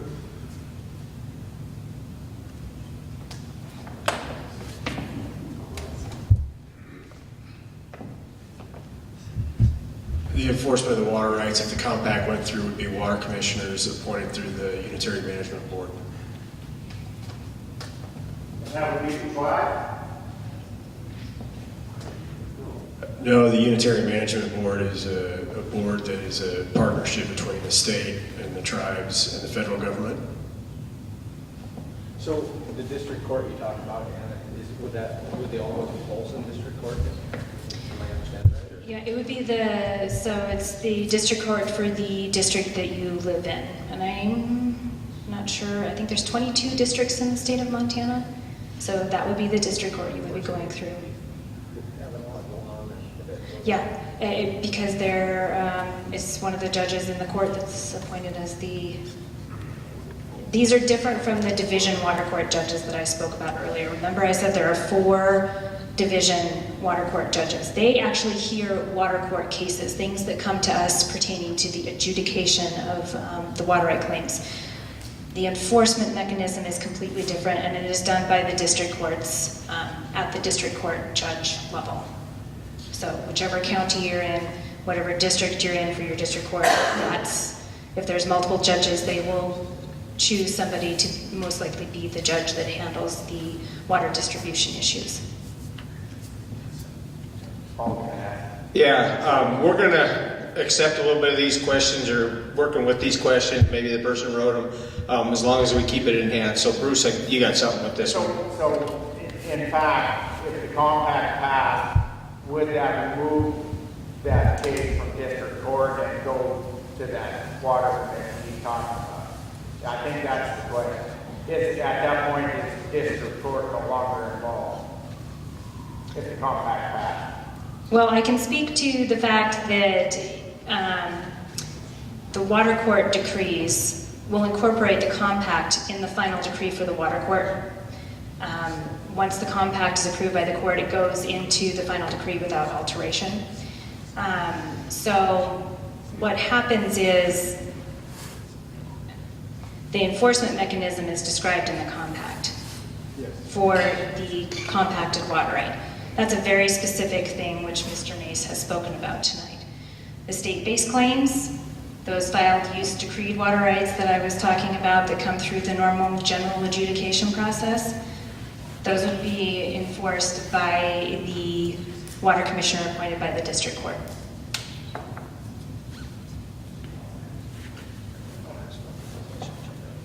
All right, we'll jump around a little bit here. This question's for Donnie Boyd. When you get water in the Klamath, how much and does it cost? So the Klamath Basin gets 3.5 acre feet, and we're paying $120 per acre for that water.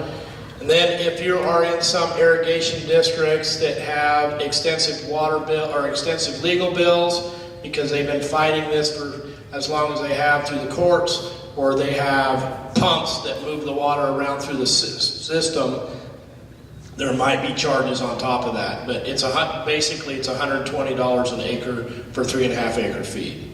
Just because you pay your O&M of $120, you are not guaranteed to water, but you are obligated to pay that $120. Do you use 3.5 acre feet per acre? It depends on the crop you're raising. There is some crops that require 3.5 acre feet. There's plenty that do not.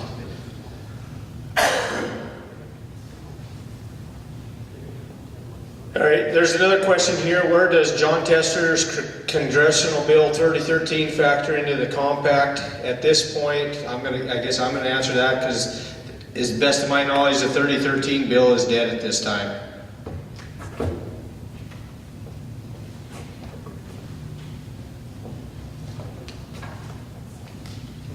So, the water court process that I explained looks relatively simple and straightforward. This is a question we get a lot. Why is it taking us so long to complete this process?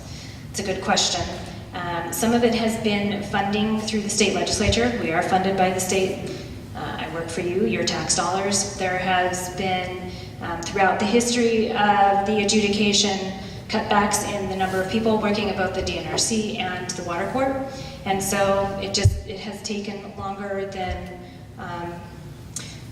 Judge Leslie, if you read some of his documents, he said it would take 5 years.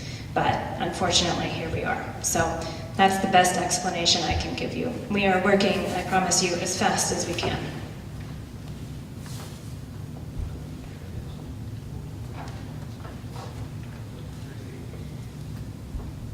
And one thing I should add, as you can see, there's a lot of process and procedure behind a court.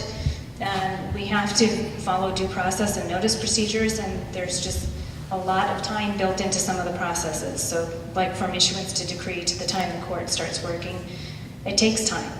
But we are working as diligently as we can.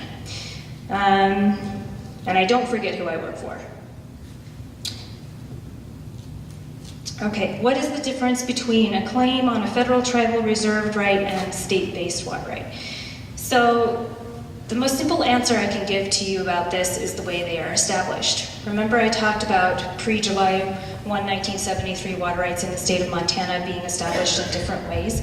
So you could go out in the field, put it to use, and have a use right. You could file on it at the county courthouse, or you might have gotten in an argument with neighbors on your source and had to go to the district court and have it decreed. That's all based on Montana state law previous to July 1st, 1973. When we're looking at the establishment of a claim, those are typically the ways they are established. Reserved water rights, as I mentioned early on in my presentation, are established through congressional acts, executive orders, and again, those can be for both Indian tribes and federal agencies like the National Park Service, the U.S. Forest Service, any other federal agency, the sheep station, all of those things have reserved water rights based on those congressional acts. This difference about an Indian tribe is they can also have the rights established by treaty. So it's the underlying basis for the right that distinguishes the types. I hope. All right, we have another one here. If CSKT did not agree to extend the 4-year ratification term, what would happen? I think that should be Ethan or you two. I would assume they would pursue their claims through adjudication. But that's really something that if they withdrew, it would be up to them. They're the only ones who would know what they would do. Next one is, how many claims have the tribe filed statewide? I think that was in our presentation, but it was...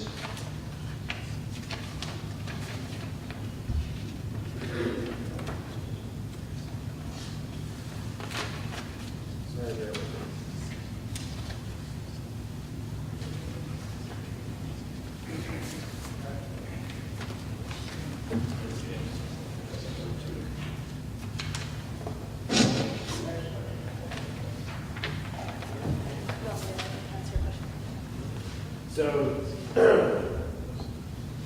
total CSKT claims were 2,814. 2,814 claims the tribe has filed statewide, so that answers that question. All right, this one I think Donnie could probably touch on it and expand on it for us. Can anyone address what major impacts to local farmers, local economy would look like if the compact goes through? So if the compact happens, what would you think it ought to look for us?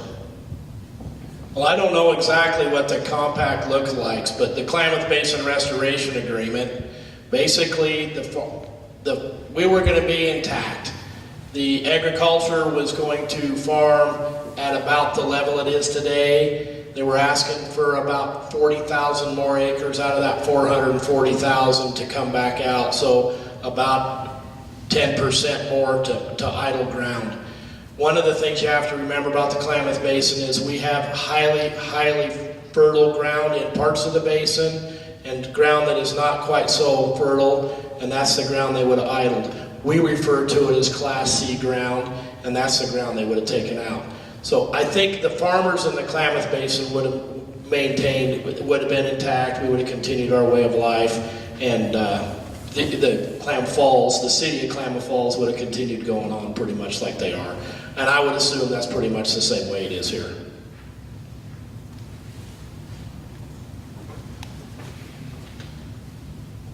What is the difference between the compact approach to quantification and the WC approach?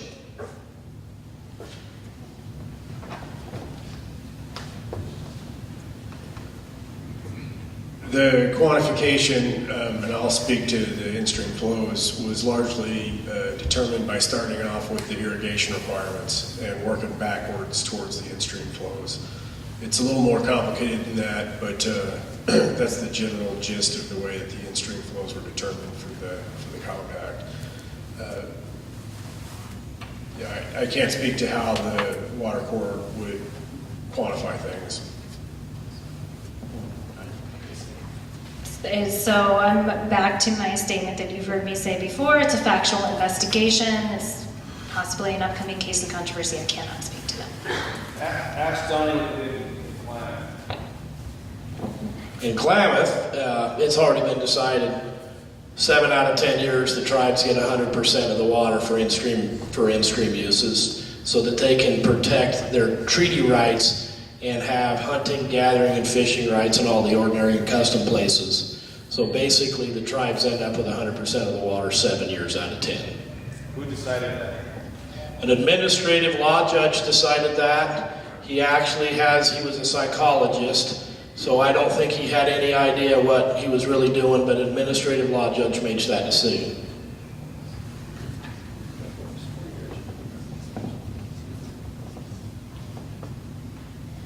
Okay, what happens to the tribe's claims if the compact is passed, not passed?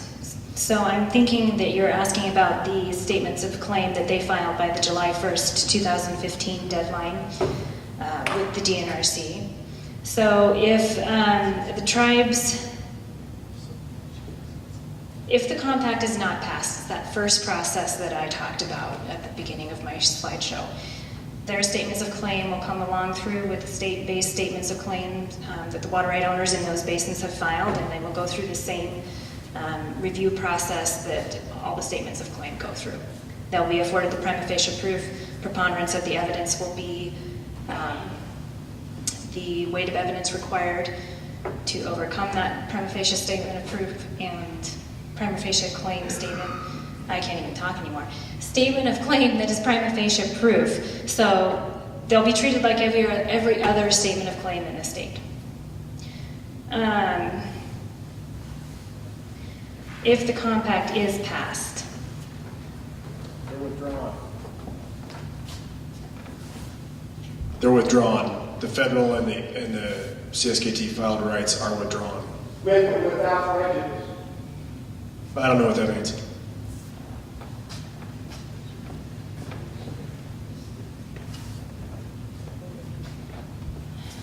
Okay, can a farmer whose corporation represent the corporate, I'm sorry, I'm going to start over. Can a farmer who is incorporated, I read the card wrong, I'm sorry, I probably need to have my glasses and the stage is dark. Can a farmer who is incorporated represent the corporation in front of the water court? The answer is yes and no. So yes, up until the point the parties say we cannot settle this. There is no way we can settle this between ourselves. So we need to go to an evidentiary hearing. Again, if it's a corporation, the court will send out an order telling you that you need to hire an attorney to proceed before the water court in those case proceedings. So you can do it for a while, but then if you can't settle, we're going to tell you you have to hire an attorney. How many water rights attorneys are there in the state of Montana? I do not know the answer to that question. Ballpark. So what I can answer for you is I've done a lot of work up on the milk in the northern part of the state, and we do see the same attorneys over and over again. And there's not a lot of attorneys that practice water law in the state compared to other types of law, I would say. It is a small bar.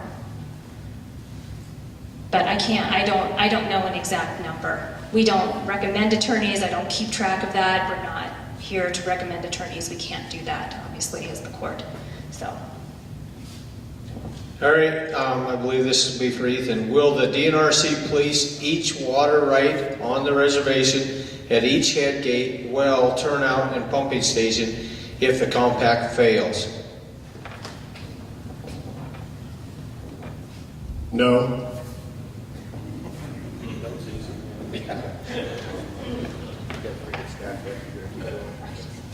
Okay, so if the compact fails, question 1, how soon after start of the adjudication of 76L and 76LJ will the summary report be issued? Okay, so the summary report, that might have been confusing. The summary report is the proof of the decree that we issue to start the adjudication process. So,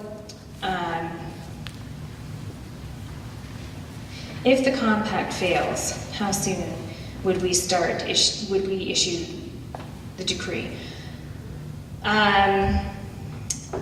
Again, that's not something that I can even ballpark for you. As you can see, there's a process that the claims go through for claims examination and then to the court. So it will be a varying amount of time. I can't tell you what that would be. Does not the summary report, though, list all the water rights in the drainage basin, and isn't that the kind of document that starts off? The summary report is the proof of the decree to the court. So the DNRC sends a proof of the decree to the court for us to review, and then we issue that when we're done proving it as the decree. So again, don't all the water rights in the drainage basin, including the tribal and federal rights, and all the water rights in the basin have to be listed in the summary report? So the point is, at that time, we would then know what all the water rights listed as a drainage basin were. With the caveat that you would not see the summary report. It's not a document that's typically shared with the public. It is a document that the court works on to prove. So you'll see the decree that's the proof of the summary report, but not the summary report itself, because it's a working document. Does that mean, what you're asking is correct. Yes, it will include every claim in the basins that it's issued for to the court. But no idea how, so the decree, no idea how long after the compact fails, you're given an order to start adjudication before the decree listing all the water rights is available for the public. Yeah, I can't tell you, because if the compact were to fail, we have, I'm sorry, is it the 10,000 coming through the adjudication process in addition to the statements of claim in the basin already filed? Correct? They are filed. Yes, filed, but I mean state-based claims. I'm now asking about the BIA and CSKT claims. There's an additional 10,000 of them that they filed by the July 1st, 2015 deadline. Yeah, so that's why I'm being dodgy. I just don't know how long it will take us to get through those claims before we can issue the decree. Does that make sense? Because the claims examined. Yes, exactly. The claims examination process will occur on those. That hasn't already occurred? No, No issue of marks or anything? not at this time, because we are waiting. Well, actually, I can't answer that. I can't answer if the DNRC has started on that work. They haven't started. Okay. That's more privy that you would know, the claims examination process. No, they're just stayed completely. Yeah. It's not even up to us. So that's the answer. Yeah. So it will take some time. I just don't know how much time. Has the water court, this is the second question, if the compact fails, has the water court considered how the time and memorial priority date will be addressed? No, again, that's an upcoming case in controversy, so I'm not going to be able to answer anything about that question. Estimate time until final decree. Well, as my question, or my answer to the other one was, no idea, because it's a court process, litigation can take time. Some of the cases go very quickly, and some of the cases, as you can imagine, take a long time. So it is not, again, a question that I can give any time frame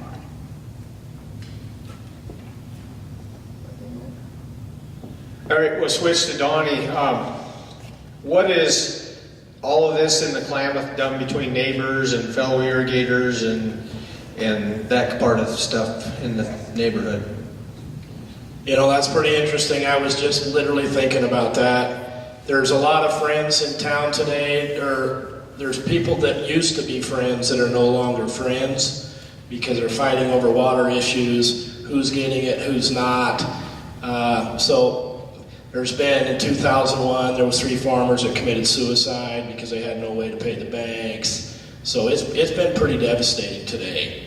So it's not the farming community it once was. They're fighting in between the agricultural groups today that never existed until we started down this road.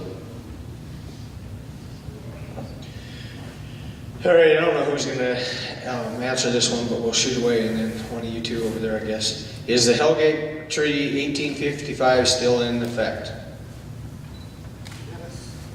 I'm not doing treaty questions. It's more in the law zone. So, Why are there off-reservation claims? I skipped the second question because of the treaty deal. So, why are there off-reservation claims?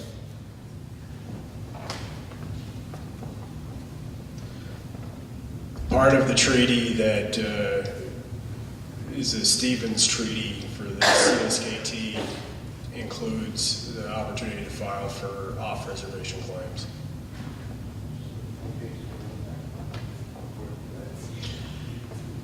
This one might fall into your first statement, but I'll ask it. Do treaties and compacts require congressional 2/3 vote? All right.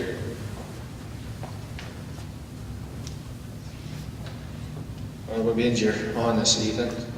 This one's got the name at the top. Do you still work with the CSKT tribe? no, I don't work for the tribes. Never have. In what capacity? So that answers that. What programs do you work with in the CSKT tribe? Well, that's no. Is Joel Harris an employee of DNRC? Yes.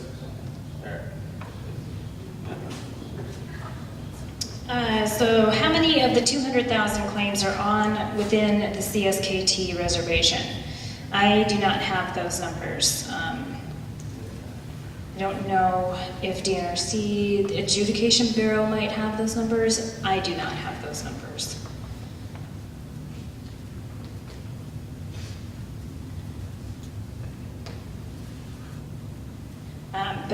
So whoever submitted this question, if you emailed me, I'm pretty sure I can get this number from you from the DNRC Adjudication Bureau. So if you want to email me this question, I will try to give you that information.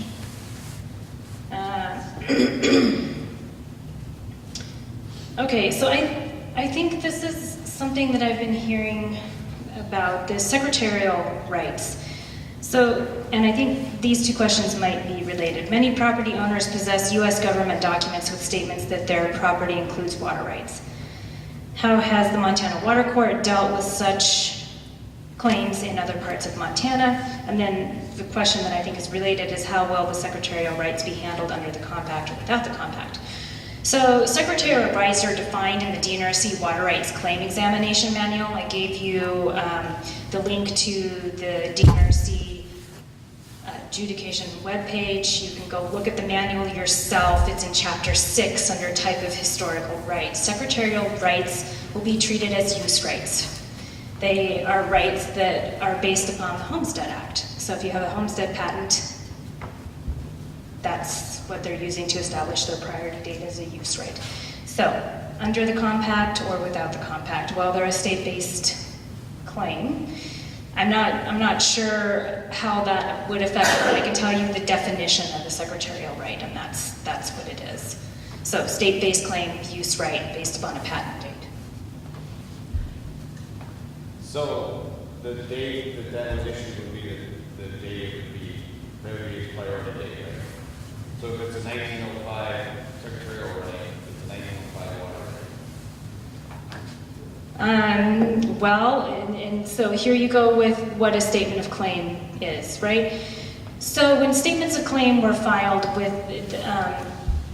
for the adjudication process, typically people, as they were instructed to do at the time the statements of claim were due, was to attach a map and some kind of a supporting documentation for their water right claim. So that comes together as the prima facie proof packet to the court, the statement of claim and the supporting documentation that was filed at the time the statement of claim was filed. So again, you're looking at that prima facie proof standard for the statement of claim. Preponderance of evidence is the burden to overcome that. So if somebody objected to priority date and said, we don't think that's 1905, and they have another document saying why they think it's not 1905, then the court's going to, the court's going to look at that. They will give the parties time to settle, but if you can't come to a settlement, then we will go to an evidentiary hearing on that.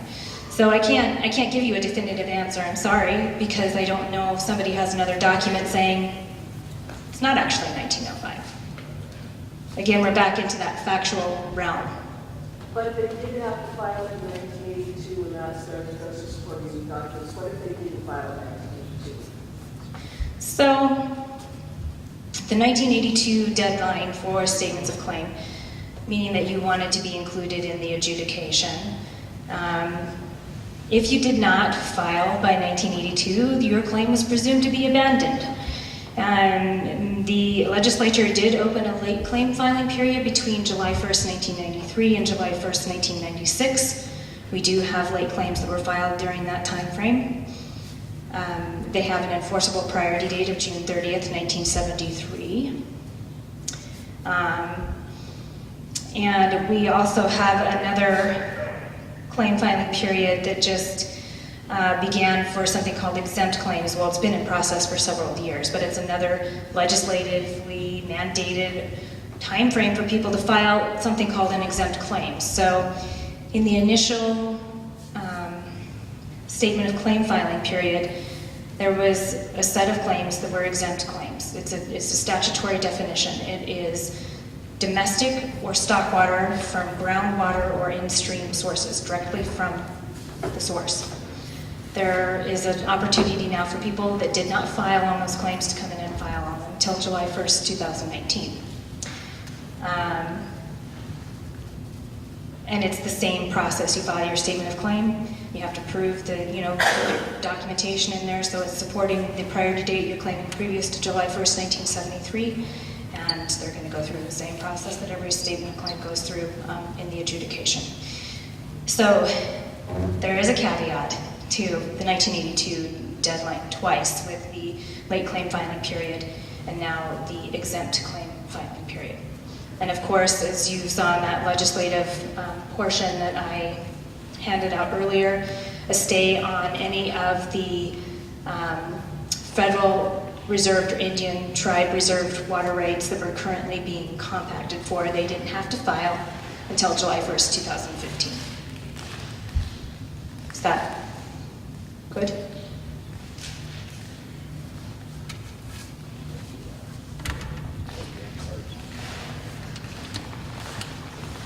All right, is my land irrigated under the Flathead Irrigation Project held individually or by the project? Somebody was going to answer that this year. Ethan, do you have a... Seems like people are arguing about that.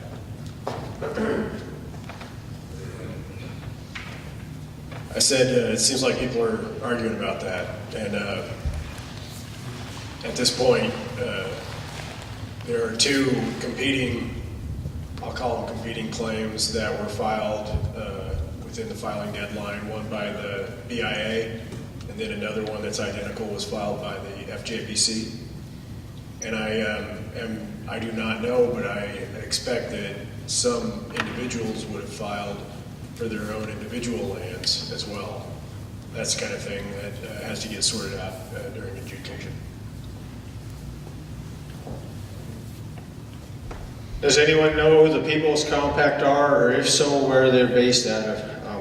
I don't think that pertains to this presenter, so I don't have the answer personally. Let's see, can the water court alter the terms of the compact as a result of objections? No. That is that consent decree standard that I gave you in that packet, where there's the burden of proof for the statement of claim, and then a few pages later, the consent decree standard for the court. That is what the court will apply when reviewing the compact.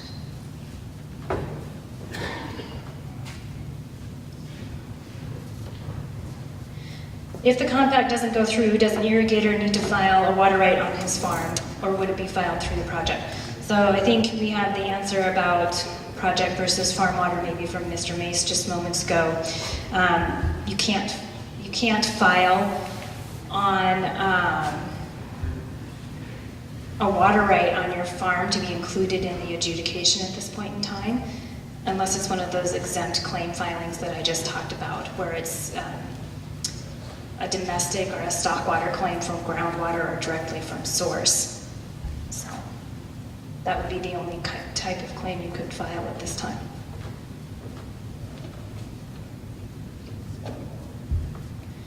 What is a consensual agreement? I think this is what is it. If I'm understanding this, you're wanting to know what the consent decree standard is, or the only way I know how to answer this is it's a settlement agreement. It's where the parties have come together and agreed to something. I think that's a good question on the compact. Okay, good. Because I wasn't quite sure what was meant by that.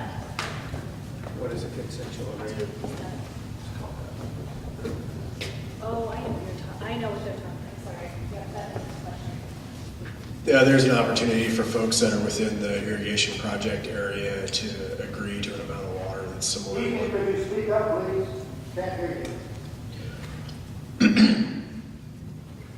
There is some terms in the compact around the irrigation project influence area that allows an irrigator to come in and make a consensual agreement about the amount of water that they'll use in exchange for not being called. We've tried to answer or ask everybody's questions. I think all the cards have been gone through. I got one for Donnie. I'd like to know how much money's been spent on lawyers and that kind of stuff out in your country, or is there any of them that they haven't retired? Well, let's say this, most of the attorneys out in our country all drive Mercedes-Benz or Ferraris or Rolls-Royces or something. I honestly don't know how many dollars have been spent. Today, farmers are suing farmers. The farmers sue the Bureau of Reclamation. The Indians, the tribes sue farmers. And one thing that we all have to remember, actually, there's a couple things we need to remember. There's only one case where the irrigators have sued the tribes where the irrigators won. And actually, they didn't even win.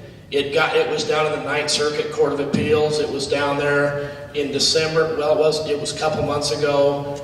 Judge Horick said, we are going to send this down to a lower court. It's not for me to hear this court. So the agricultural community took that as a win, but that's the only one that we've ever won, the agricultural community, that is. And we've been cleared to the United States Supreme Court. So there has been several $1 million spent just suing each other back and forth. And it's, everybody's suing everybody. One other thing that we need to remember is every single time a hearing comes out and a judge makes a ruling, it pours concrete around our feet. And the more concrete we get poured around our feet, the less we can maneuver. So the more you sue somebody, the more hearings that come out, the less opportunity you have to come to an agreement. I think that's a pretty important statement. To remember that the more this happens, the less opportunity you have to come to an equitable agreement or settlement. And this is kind of a cliche statement, but I think we need to remember that we would rather be at the table negotiating than being on the menu.